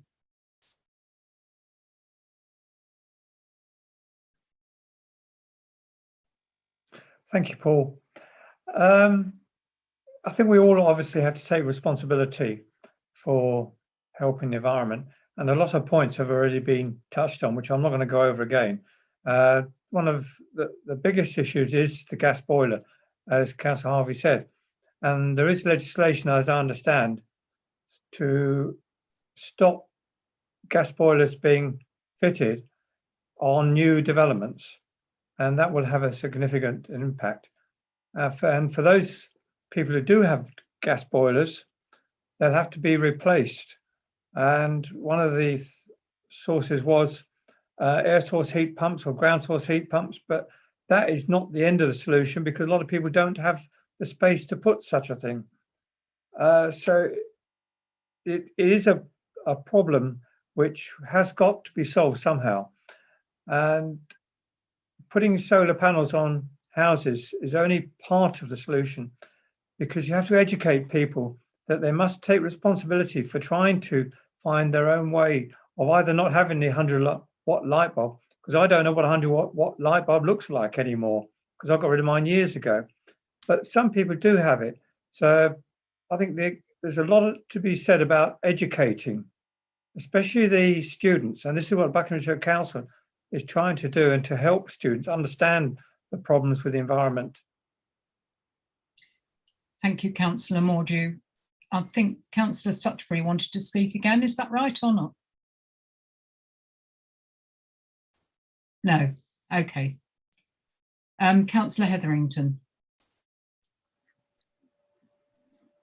In the good old days, when we used to have a county show, there used to be an absolutely excellent exhibit from AVDC with all sorts of great ideas. Maybe it's something that Buckingham could put a small green fair on with all these kind of things. Thank you, Councillor Hetherington. I think we have done things like that in the past. We've had spring fairs and had that sort of display, but maybe on quite a small scale. Town Clerk. Yeah, so the spring fair was an annual event, because obviously the last 2 years we haven't held it, which did focus on environmental stalls. And I don't think we've had quite solar panels on it before, but certainly we will hopefully be operating it again next year, and we'll be doing everything we can to get as wide a variety of stalls in as we can. And just as an example of what the town council has done, as well as our aim to install solar panels on both the community centres, which we've been trying to do for a long while, and hopefully the Lace Hill Community Centre will be getting their solar panels very soon. We've also got 2 electric vehicles as part of our Green Spaces team, and I think whenever a vehicle needs to be replaced, it will be an electric vehicle. So that's just an example of what the town council has done. But I think everyone's right, we will need to be doing what we can. Thank you. Is that it on the on question 3? Ryan has a hand. Oh, Ryan, sorry. Councillor Willett. Sorry.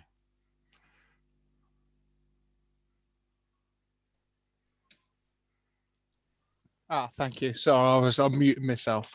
Thank you, Madam Mayor and Town Clerk.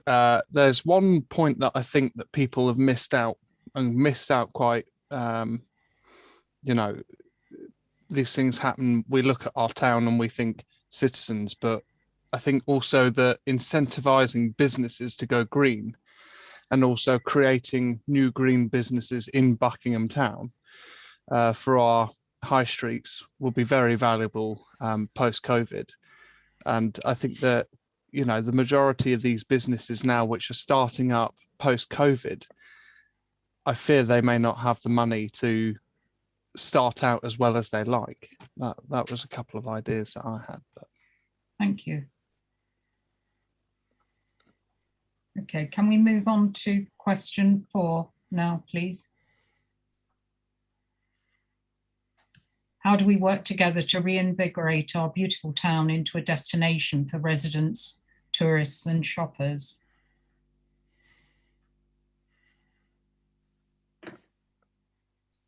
Who'd like to respond on that matter?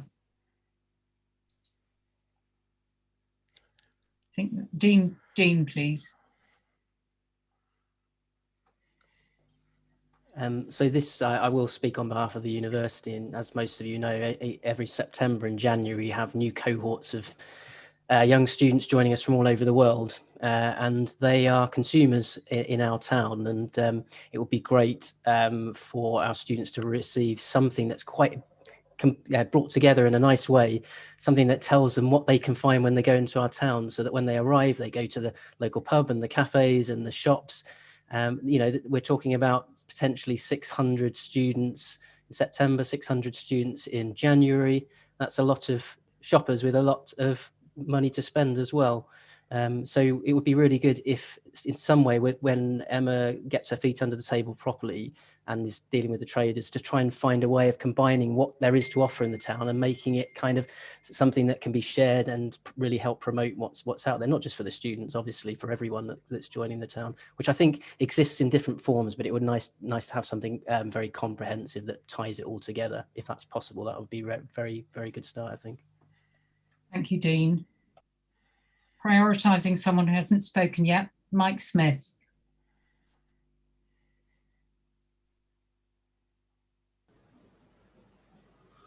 Thank you, Madam Mayor, and what a wonderful way to spend your wedding anniversary, Margaret. Just to pick up on a point that Dean made, I'm aware that various new students and that are traipsed off to Oxford and Milton Keynes and shown the delights of those 2 towns, but aren't paraded around Buckingham. Be a good idea to actually put Buckingham on the list for the students, and also to remind them that actually they do get a discount when they come to Buckingham Old Jail to have a look round. Thank you. Thank you, Mike. Councillor Harvey, then Councillor Stutchbury, please. I think the key word in this question is working together. And I think if we can all work together, and I mean fully respect each other as councillors, as residents, as citizens, as students, workers in the town and so on, if we all respect each other and work properly together, listening to each other, then everything is possible. What I hope we won't see are bodies, institutions and so on being dismissed or ignored. Let's work together on this. We can make this happen. Thank you, Councillor Harvey. Councillor Stutchbury and then Councillor White. Well, thank you. I was really pleased to see our retired Councillor Smith in a meeting talking again.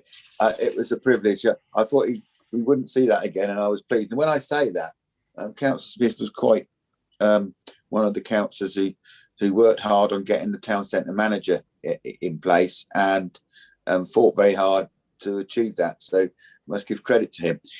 One of the things we do need to do is make sure that we get value out of the town centre manager. And as the town clerk said, it's looking forward for 2 years.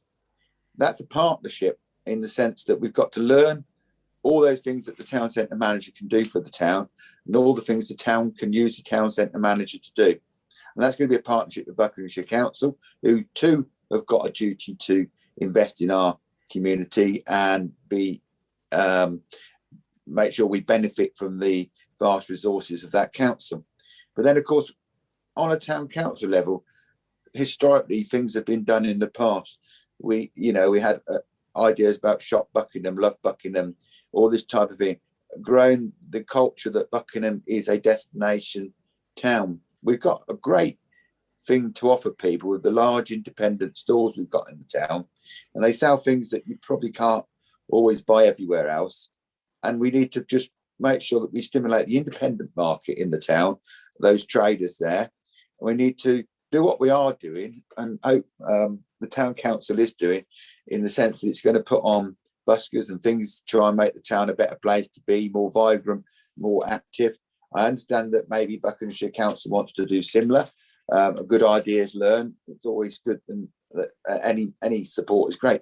But the other thing we've got to look at, we do things really good in Buckingham. We dress the town very well with the hanging baskets and things that we do. That wasn't done some years ago. Town council put a lot of investment into that, and we do fund all our own Christmas lights, where Owsbury's Christmas lights are funded differently, although they fund the tree. Christmas is a big time for our trades, and maybe we need to look at all the things which work well in Buckingham, and there are things that work well, and combine them. And I think that's something the town centre manager could actually do for us. I'm sure she's doing it already, but unless we say Buckingham is the place you need to shop, and tourism is key. We sit on the step of really major tourist events like Silverstone, which is, I know Councillor White's got a huge interest in Silverstone, maybe on the electric circuit than the petro circuit, to be fair to him. But we've got that on our doorstep. We've got Waddesdon, we've got Stowe, we've got the tourist information which the town council invested in. One of the reasons our precept's slightly higher than other places is because we invested in these things to keep them alive.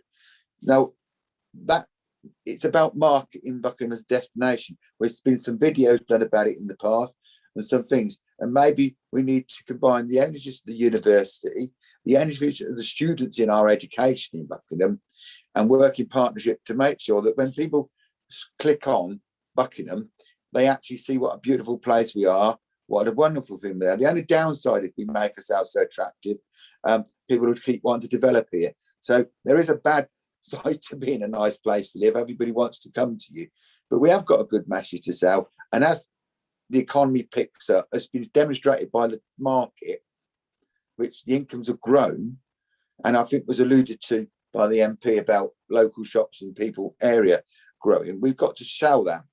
That's what Buckingham's good at, and it's also quite an attractive place to be wandering about in the day.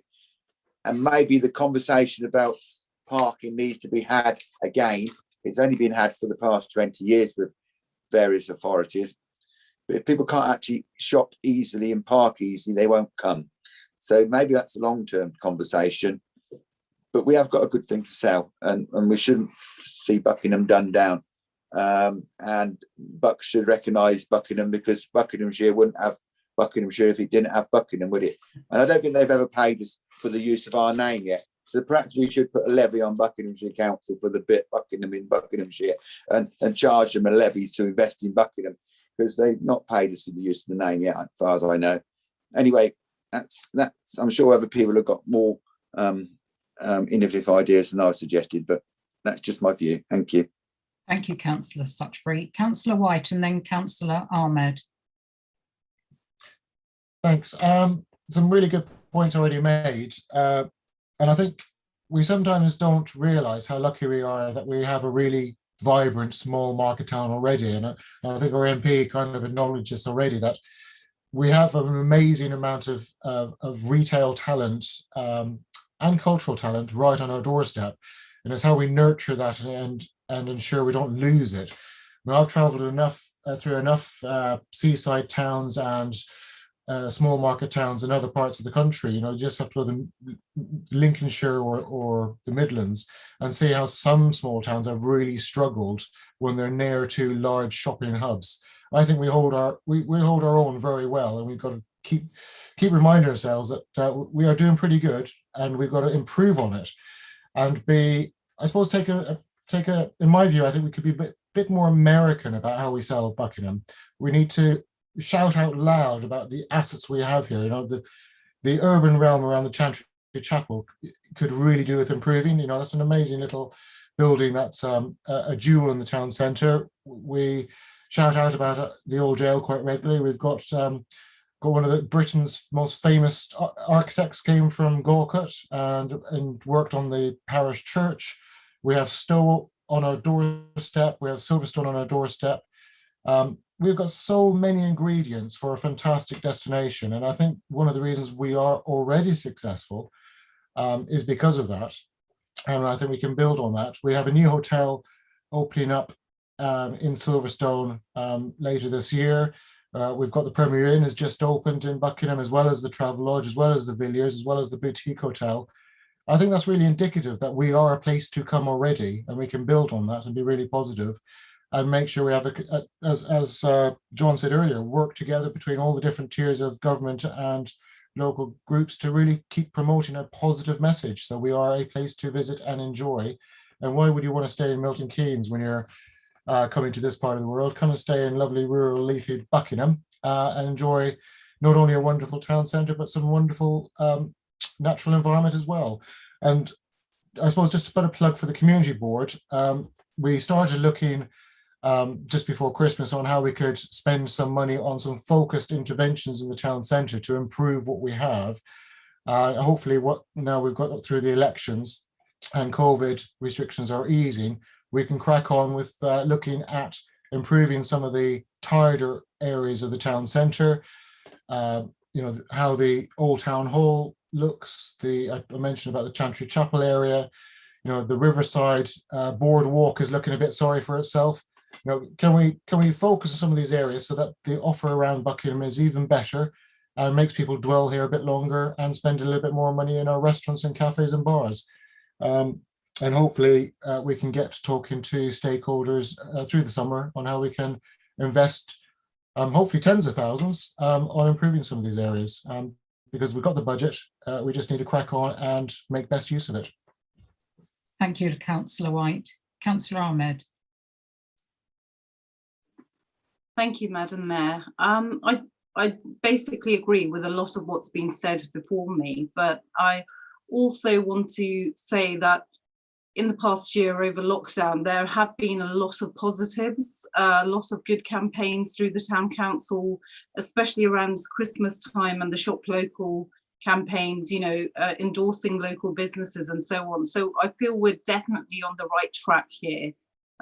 There's apps like Bucksplore as well, and the Town Council social media pages, because that's how everyone finds out their information these days, So I think we've got a great starting point and something to build up on. So I just wanted to put that little bit of positivity in there. There is work to do, but I think we've got the right building blocks and we're going in the right direction. And hopefully if we can build up more around our heritage and places to see and eat and so on within Buckingham, that's really going to be the way forward. Thank you. Thank you, Councillor Ahmed. I think that's everyone who is indicating they wanted to speak. So that completes our summary 4 questions. It's nearly 10 to 9. Are we happy to move forward to answer some of the other questions that have been raised? The first one is actually addressed to the Conservative MP and members of both town and county councillors. To what extent can we hope to stick to the neighbourhood development plan that representatives of this town have produced, with Conservative governmental plans to allow developers to build homes as and where they like? Will we get assurance from the Conservative MP for Buckingham and councillors concerned with development that our neighbourhood development plan will be stuck to and nothing more? And thanks to Mr. A. Pegg for that question. Councillor Cole.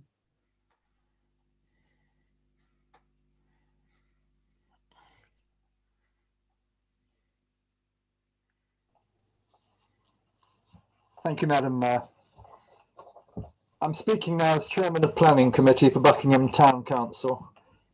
The Buckingham Neighbourhood Development Plan was made in September 2015 following a referendum which 91% of Buckingham residents who voted overwhelmingly supported. It was created through new powers given to towns and parishes under the 2011 Localism Act.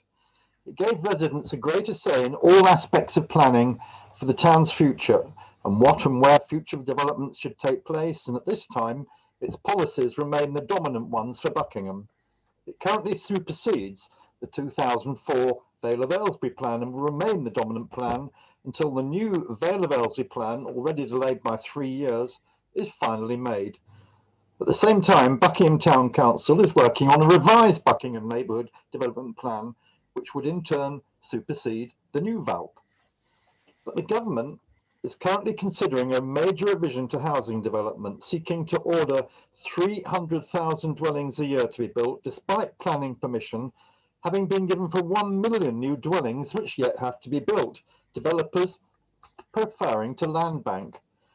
Only yesterday, it was the lead story on the front of the Times and widely reported that the government's latest planning policy calls for 400,000 new homes to be built on greenfield sites in the south of England over the next 5 years, and 10,000 of those would be in Buckinghamshire.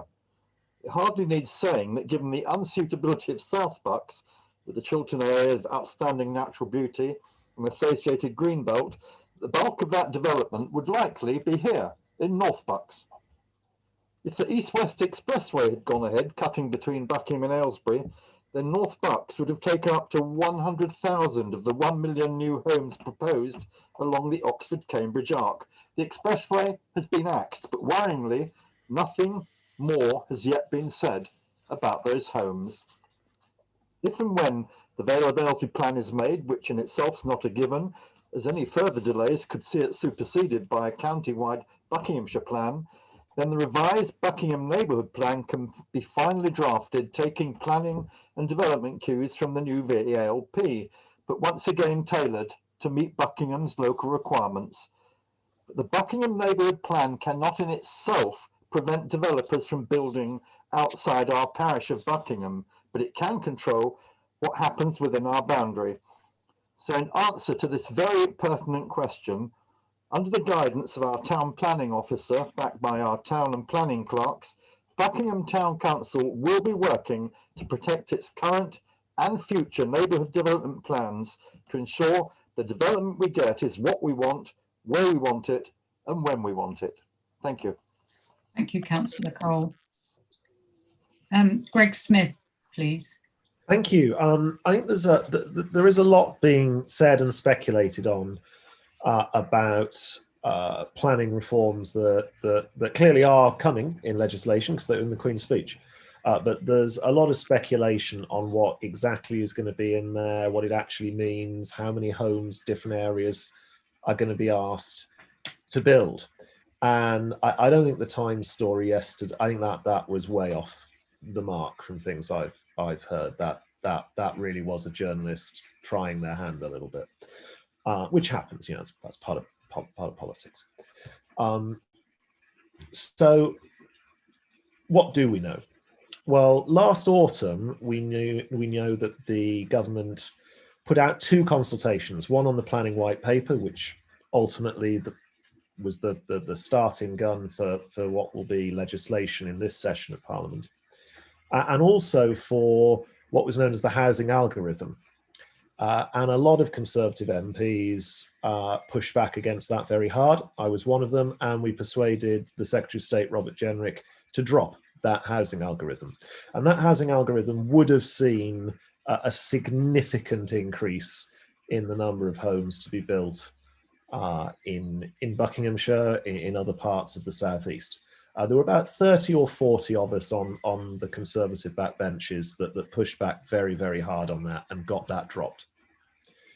Equally, as Mark just mentioned, I worked pretty much flat out to get the expressway cancelled, finally persuading Grant Shapps to do it earlier this year, and we got that announced in March. That is significant because it does take away, without that road, the road would have been an enabler to development. Without that, the development doesn't stack up. So I think that is a little bit of good news. But let me be really blunt and clear with everyone that I actually am of the view that we've already built too much in Buckinghamshire. And I'm actually of the view that personally, I can't support any development that isn't brownfield development. Actually, you know, on one end of the scale, it's almost criminal not to go after those brownfield sites to develop, provided they're not in a floodplain or a flood zone, to deliver some of the homes that we know many people need. But we just can't take the loss of any more greenfield site agricultural land in this country. And that's my base position. What we do know that has come through the consultation, the planning white paper, that the Secretary of State has said at the dispatch box and so on, is actually some good news that it does look like the government is going to bring forward a presumption for brownfield development. Now, of course, that's not a guarantee. That's not a simple rule, but to get that presumption that development should be on brownfield site, regeneration, ex-industrial sites, for me, is something that I think is a positive that can come out of planning reforms. If we can get the way flood risk is assessed, as we were talking about earlier, and I won't go back over those things, reform for the better within this legislation, then that is a good thing. However, just as there were those 30 or 40 of us who pushed back hard against the algorithm, I think you will see that the planning reforms will be one of the more controversial things to come, certainly in this session of Parliament, if not this whole Parliament taken together. And there is significant movement amongst particularly Conservative backbench members of Parliament to see the planning system actually changing the benefits of keeping planning local, of keeping decision-making at the lowest possible level by councils and planning authorities, and to try and put in some measures, and you'll see a lot of amendments to this legislation, I'm sure, and I'm sure I'll be backing many of them, to put in those protections that I was talking about, to say, you know, bluntly, the South East has taken the brunt of housing development in recent years. The Buckinghamshire in particular, you know, the former Aylesbury Vale District Council, I think, was number 5 in the whole country for new build deliveries. We've got to row back on that, and if new homes do need to be built in this country, which clearly they do, there are people struggling to get on the housing ladder. There are people who can't afford to buy a home at the moment, who aspire to, but as part of the levelling up agenda, those homes need to be in the Midlands and the north of England, who haven't built as much in recent decades, and also on those regeneration sites, those brownfield sites going forward. So it is a hot topic. It is going to be controversial.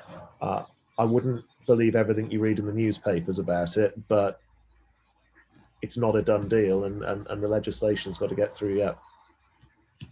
Thank you very much, Greg. Councillor Stutchbury.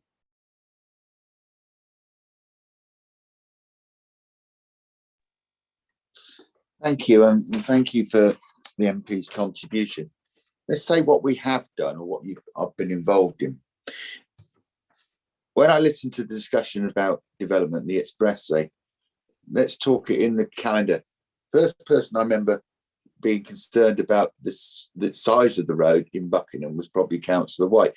He was concerned about the type of road that was being constructed, being the expressway. He to be fair to him, he mentioned it. I took a motion to the district council some time back against the expressway, and it went through. Policy changed on the expressway, but development doesn't begin and end with the expressway. The white paper, we looked at it at Buckinghamshire Council, and why Councillor White was involved in planning. There was some acceptance of challenging the government's presumption in the government's white paper quite strongly, not as much as I wanted to do, which was just say turn it away completely. Then that leaves the big question of the Cambridge to Oxford Arc, which has gone something that when it's very silent about what the intentions of that, and people are writing about it as they are because of the silence around it, and when there's nothing being said about something, people will fill it with information. The other thing we have to consider with development is we've got a problem in society that property is so expensive that many young people can either they're in a private rented trap where they can't get out of private rented to get into a house to live, and we've got people who can't afford to buy houses because though they can ply the situation with mortgages. So we have to house the next generation, and we have to house them responsibly and in places where they are. What we can't do is ghettoize the next generation and say that they've all got to live in inferior places than we did ourselves because we want to live in superior places. Saying that, I'm against the mass development planned by the government. And what I've read and what I've heard said has alarmed me greatly. I was going to be taking a motion to Buckinghamshire Council on the Cambridge to Oxford Arc. I was done down by PERDA in the sense that I was, despite my best efforts with Democratic Services, they wouldn't let me take it through PERDA. So I will be returning to that, and as it's on the list to discuss, I can now probably be more robust with that than I was before. There's be no doubt if we get large developments in North Buckinghamshire, and even if it's only 400,000 houses across Buckinghamshire, there'll be a turf war between South Bucks and North Bucks over where those houses are going to be built, which would be very unpleasant. And if we were going to, as the MP said, build them in the Midlands and up north, we have to create the get the employment there and whatever, so that they actually want to live there. And today at Buckinghamshire Council, after the leader of the council was elected, there was a long discussion about Bucks being so economically productive and one of the growth innovators and whatever. That produces its own problem. If you're economically successful as a county, you draw development to yourself because everyone wants to live where the money is or where they think they can get the money. So we have to make sure that a development plan, in my personal opinion, is led through like neighbourhood plans, through a robust Buckinghamshire Council development plan, and robust enough to rebut government's present stated intentions to develop. And if we don't, they will not be sustainable. What we can't have is large accommodation, possibly the size of Milton Keynes, put into North Buckinghamshire somewhere, either theoretically stuck down the Claydons or Winslow has been rooted. All these things have been rooted. Nobody said it's true or factual. It's all been rooted. As the MP said, there's been lots of stories about this stuff. So what we can't do is have that put in there because there's no infrastructure for it. We've only got to leave Buckingham and go into any of the rural villages to realise that the fragility of our roads in this area are great, and HS2 is knocking the rest of them to bits, which all at the same time. So we need to robustly object to it, and we cannot, and I cannot personally support any development where it isn't through a Buckinghamshire Council-led plan recognising neighbourhood and town plans, because who knows how, it really seems challenging to me at the first time Buckinghamshire Council, forget who runs the council, has been put in a position that it can do its own first neighbourhood plan and look at growth linear across Buckinghamshire and make it work. The government said that it wants to develop. Now, it seems wrong to me, and it's not about the politics, it's about the people. And we do need to robustly challenge all these things everywhere. And I shall be taking something back to Buckinghamshire Council. I shall have to reword it now because I toned it down because of Purda. I can probably put all the strong words that I wasn't allowed to put in it back into it. And as it's already registered at the council, they cannot prevent me putting it to council because it's already in the registered. So I will be doing something on it personally, if only to raise energy to this discussion, to raise the point that it's a threat. And that's all I can really do at my level in politics. And I will be working with a new group of people in Buckinghamshire who primarily their interests are the same as us. I formed in coalition with a group of people on the council who primarily about local people for local things. So there's some energies there. I'm not sure where that's going, but I think that's going to be a positive steer. Their main objective is to be a voice for Buckinghamshire across Buck. So we'll see how we go. But as I say, I will do everything I can within the limits of my power to do it. Parliament will discuss everything for a lifetime. But in the end, we had all them discussions about HS2, would it, wouldn't it, didn't it, won't it, will it, won't it, blame her, blame him. And it went ahead, didn't it? So after 10 years of discussion, we ended up with HS2, which is probably going to be a white elephant. So let's not be assured that what government might or might not do, and it probably wouldn't make much difference which government in. They're probably doing the same thing. So let's depoliticise it and deal with the issues, which is unwarranted development, which is unsustainable and unenvironmentally friendly. Thank you. But we do need to house children. Thank you, Councillor Stutchbury. And Councillor White, please. Thanks. So well, just to add to that, it's great to have our MP robustly supporting our position. I don't think there's many people I've met over the last 20 years in Buckingham that have a desire for us to grow to Bicester or to Witney or any of those towns that have quadrupled in size in the last 20-30 years. One of our quintessential characteristics is that we are a small market town, and I think the vast majority of people who live here want it to be a small market town. So I'm quite happy to promote the Oxcam arc if it stays in Bedford and stays in Milton Keynes and stays in Bicester. That's where we need to be directing the growth, because they are communities that have an appetite for growth. So let's make sure that they take the growth because they have a desire for it. And as part of that, I was really pleased that the new council made it very clear its intent on the new Buckinghamshire plan that it will be a brownfield and town centre led plan, taking into account the things that Greg's already said about brownfield first, but also recognising that some of our town centres will evolve in the next 10, 20, 30 years post-COVID and as retail changes. And the neighbourhood plan is a great place to make sure that we have a say of how we think Buckingham Town Centre can and should evolve. So I think there's some really good opportunities to how we shape our destiny, but we will need to keep a very close eye on government's national intentions. And I'm glad that we have a great support in Greg in fighting the good fight and making sure we stay a small market town.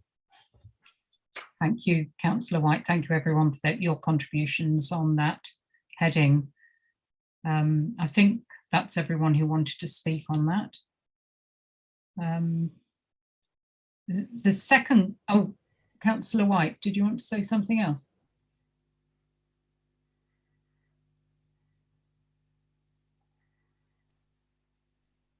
Thanks. I was going to say I popped in the chat bar two pretty robust responses to government that the Buckinghamshire Council did, one in autumn and one in March, which I think are quite, if you have an interest in this topic, are quite useful in setting out some of the concerns that Buckinghamshire Council had with some of the changes being proposed, and hopefully that given the change in housing numbers, government is listening carefully to some of these concerns, because we share them with many of our neighbouring councils. So I recommend commend those to you to read if you're particularly interested in the changing planning situation.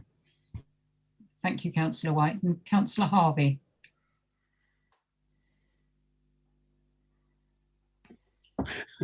I keep trying to unmute, you keep trying to unmute me again. Right, okay. Can I just check on the process now? Are we going to go through all the other questions that were emailed in now, given that it's now 9:05 in the evening? Are we going to go through them one by one, and are all of us going to have a say on each one as well? Because it's going to take us quite a long time. It is. I agree with you, Councillor Harvey.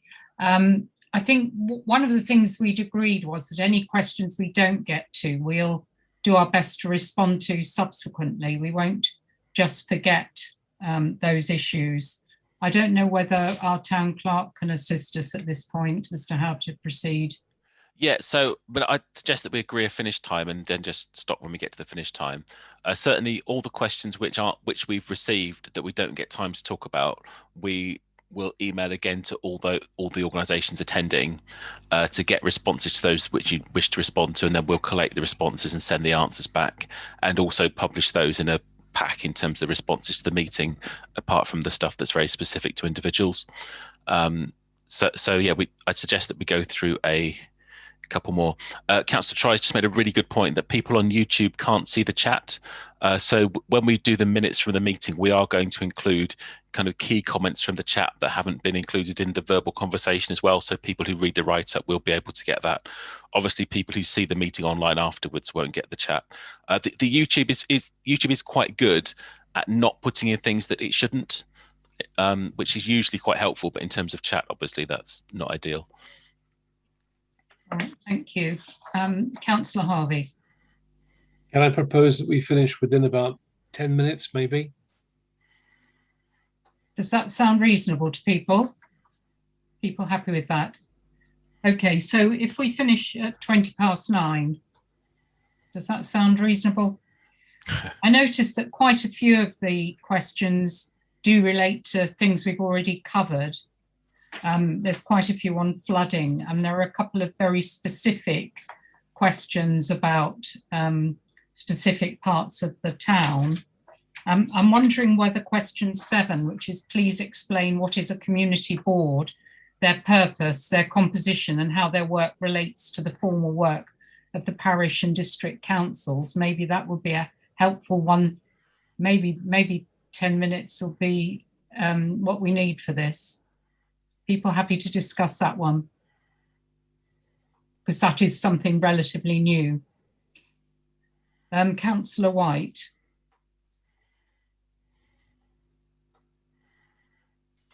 Thanks. Yeah, I'm very happy to kick off this one. So the community boards were established by the new Buckinghamshire Council last year. Unfortunately, the challenge has been that COVID hit just as the new council was formed, so they've not had a great opportunity to get started as a public forum. However, they did form the basis of some excellent local response to COVID and local issues of COVID, and allowed the local community to get together to discuss many issues virtually. Just this afternoon, I've been appointed the chairman of the community board for this new council year. Those of you know that Charlie Clare chaired it last year, but he didn't stand for election. So I'll be keen to continue the work that Charlie started, but also looking to relaunch the community board so we can crack on with some of the priorities that are emerging as part of our recovery from COVID and some of the local issues that we want to resolve. So formally, the community board is attended by all the Buckinghamshire councillors in the Buckingham and Villages area. So that's 16 parishes I think it's 16, in North Bucks. So that's Buckingham and the surrounding parishes. So they are the formal members of the committee. So all local Buckinghamshire councillors are automatically members, as are the parishes in that patch. And we also have the opportunity to invite stakeholders that have a role to play in the local community. So that the police, the university, leisure and charities, anyone who has a role to play and has an opportunity to help shape how the locality works. We do have a budget.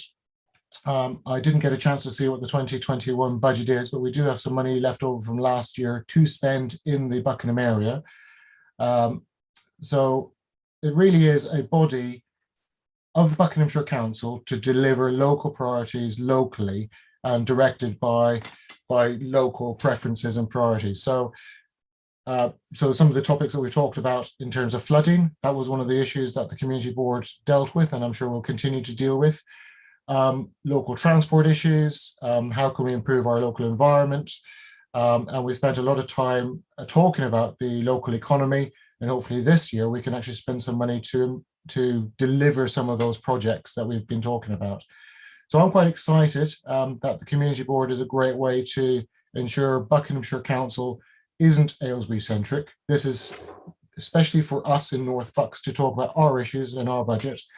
And forums like this are a great way to influence how we spend that money and which partners will want to join up and help deliver those. So some of the Christmas activities that the town council did, the community board actually funded some of those. So we were able to help add extra value to what the town council could deliver on the ground using some of the staff and facilities the town council has. So that's a great way of helping to add value. So as the new chairman of the community board, I'll be taking soundings on if the priorities that we've inherited are what we need to continue and crack on with, if there are new priorities we need to consider, and if there are partners out there in the voluntary sector as well as the civil sector that want to help deliver those, particularly in the environment strand, where there may be charities and organisations that can help us deliver some of our objectives in terms of reducing our carbon footprint, for example. So exciting times ahead. I hope we can reduce some of the focus on COVID as we emerge out of that and can start talking about some of the things we've had to put on the back burner over the last 12 months. Thank you, Councillor White. And Councillor Stutchbury. Right, thank you. Councillor White's explained the community boards extremely well. Martin Ted, didn't appoint me chairman of the community board day because I'm not a member of the Conservative Party, so I cannot be chairman of the community board because they're the controlling group. Nevertheless, I wish Councillor White every success in his new appointment, and he has chaired the LAF in the past, so it's rather like a large supercharged LAF, but I do think we need to, and I'm talking to the Section 51 officer about this. I do think, and I will probably share those thoughts with Councillor White, we do need to make sure there's some more rigour in the finance and how we dish the money out than was the case during COVID. The agreement for the money is the Buckinghamshire councillors who agree the money, and they support the money based upon the schemes that come through. But by doing that, we've got to make sure we don't lose the goodwill of the people coming into the community board, the parishes, the organisations and the subgroups which were set up on the environment and youth and such like. Dean Jones chaired the environment group. He was hoping to find somebody young to chair it, he said, but that hasn't come forward. So that's something that we do need to look at. And I can do nothing about the house phone. The person who's phoning there, I'm away from it. I apologise for that. But we do need to make sure it works because that's the council's policy. But we do have to be assured that when the money's spent, it's fully accountable. I'm not entirely convinced now that it was in the past 12 months. Many of that was because of the emergency situation with COVID, where we had to get money to different people really quickly. And of course, with the flooding, having to get money to people really quickly. but it hasn't had its first go during COVID. It hasn't had a chance to show whether it's going to be a great thing or a bad thing. So I hope people will give it a chance. I hope the only thing I'll hope after listening to the discussion, the new chairman will choose how he addresses people in the meeting to his way of addressing people in the meeting. I've always called Councillor White, and I expect you'll call me Councillor Stutbury. So I hope some of those niceties can be tidied up and we can move forward together. But it is early days, and if this works, it will be successful. And if it don't work, we'll all know it doesn't work. But it has got money, and it needs to be spent fairly, and it needs to be spent openly. And I think that with the people from the parishes coming in there, my only fault with it is Buckingham only has one representative, and as a parish council, yet represents thousands, numbers of people, where a small parish with one person has equal voting rights on it. That seems odd to me, but that's not Councillor White's fault. That's the way that it's been drafted. But the council was new, and I think there's many things in the constitution that need changing. Having helped change the planning constitution, I've got a will to want to change constitutions, period, because I do think we just want to make sure it becomes inclusive, open, accountability, and everybody has a say.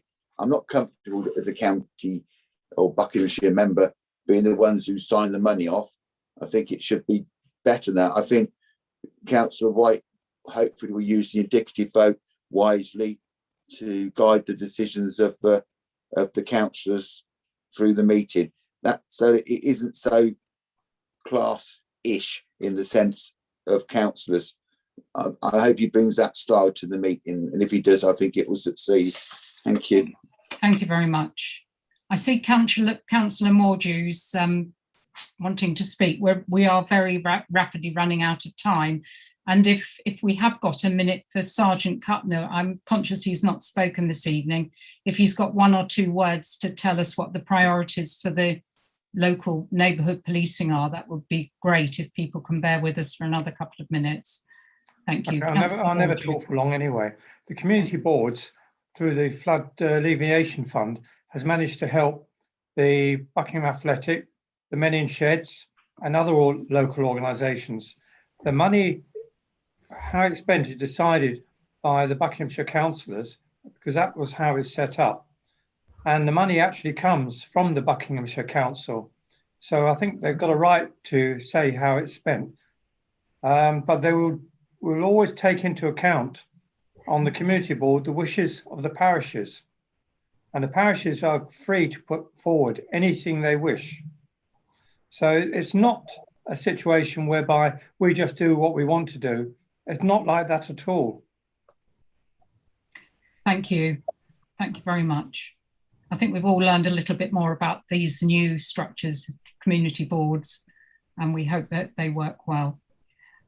Sergeant Cutner, have you got any particular priorities you wanted to highlight to us this evening? Yeah, it's been a bit of a strange year for us, obviously, with COVID. I started on the team back in March, April last year. So pretty much all of my time on the neighbour team up in Buckingham has been during the kind of COVID restrictions and the issues that have come around that. We have obviously started to see stuff going back to normal now. The focus that the team have got at the moment is on the antisocial behaviour that gets reported in and around the specifically Chandos Park. There's a sort of group of youths that are causing a bit of issue that we're looking at.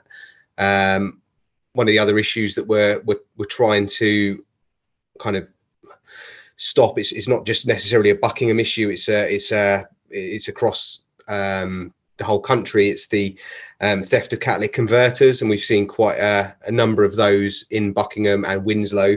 So the team are looking at that as well. So yeah, I don't know how it's going to look when everything reopens on the and is back to normal on the 21st of June, but certainly antisocial behaviour and the catalytic converter thefts that we've seen are a focus for the team at the moment.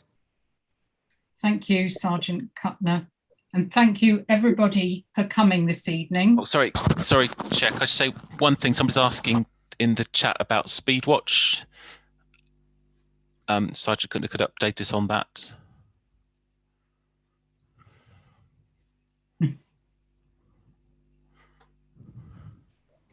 Thank you. Sorry, I muted myself and it unmuted. Yeah, Community Speedwatch. Is that in the chat bar? Is it? It has, as far as I'm aware, it should be back up and running. Who was the what was the question? Yeah, no, it should be back up and running. It's not something that we as a neighbour team, certainly myself, there is a coordinator for Thames Valley Police now who's kind of taken on the role of making contact with the Community Speedwatch members. I'm assuming that's not been done. If that question is at Mike Smith, I'll put my email in the chat bar if he wants to send me an email, and I can pass it on to the Community Speedwatch coordinator. Thank you very much. Councillor O'Donoghue wanted to respond to that. Thank you, Madam Mayor. I did ask some time ago in another meeting, I think it might have been a community board meeting, if we could have statistics on the speeds for going down a Stratford Road, because there was a lot of contention that the camera was sitting at the bottom of Stratford Road and there wasn't actually any issues with speed, like people speeding down there. And it was sort of seen as a bit of a money pot. So those statistics haven't come forward. So I'm still waiting for those, if that can be followed up. Please. Was that in a meeting that I was at, or would it have been one of the other? Would have been the inspector who was at that meeting by any chance? I don't recall that question, but I can certainly look into that. You want to drop? I've put my email hopefully in the chat bar.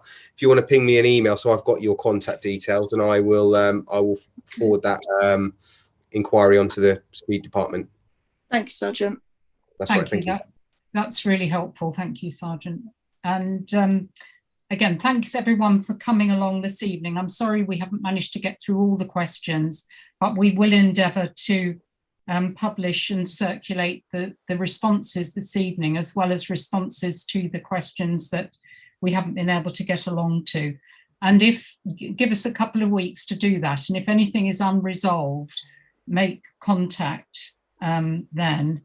And remember as well, the members of the public are always welcome to all of our council meetings, and you can come along and ask questions during the first 15 minutes of our full council meetings and our committee meetings. You won't always get an immediate response, but you will get a response in the end. So thank you, everyone. Thank you for the town clerk and for our invited representatives this evening, and for all our residents and councillors who've come along. Thank you, Mayor. Thank you.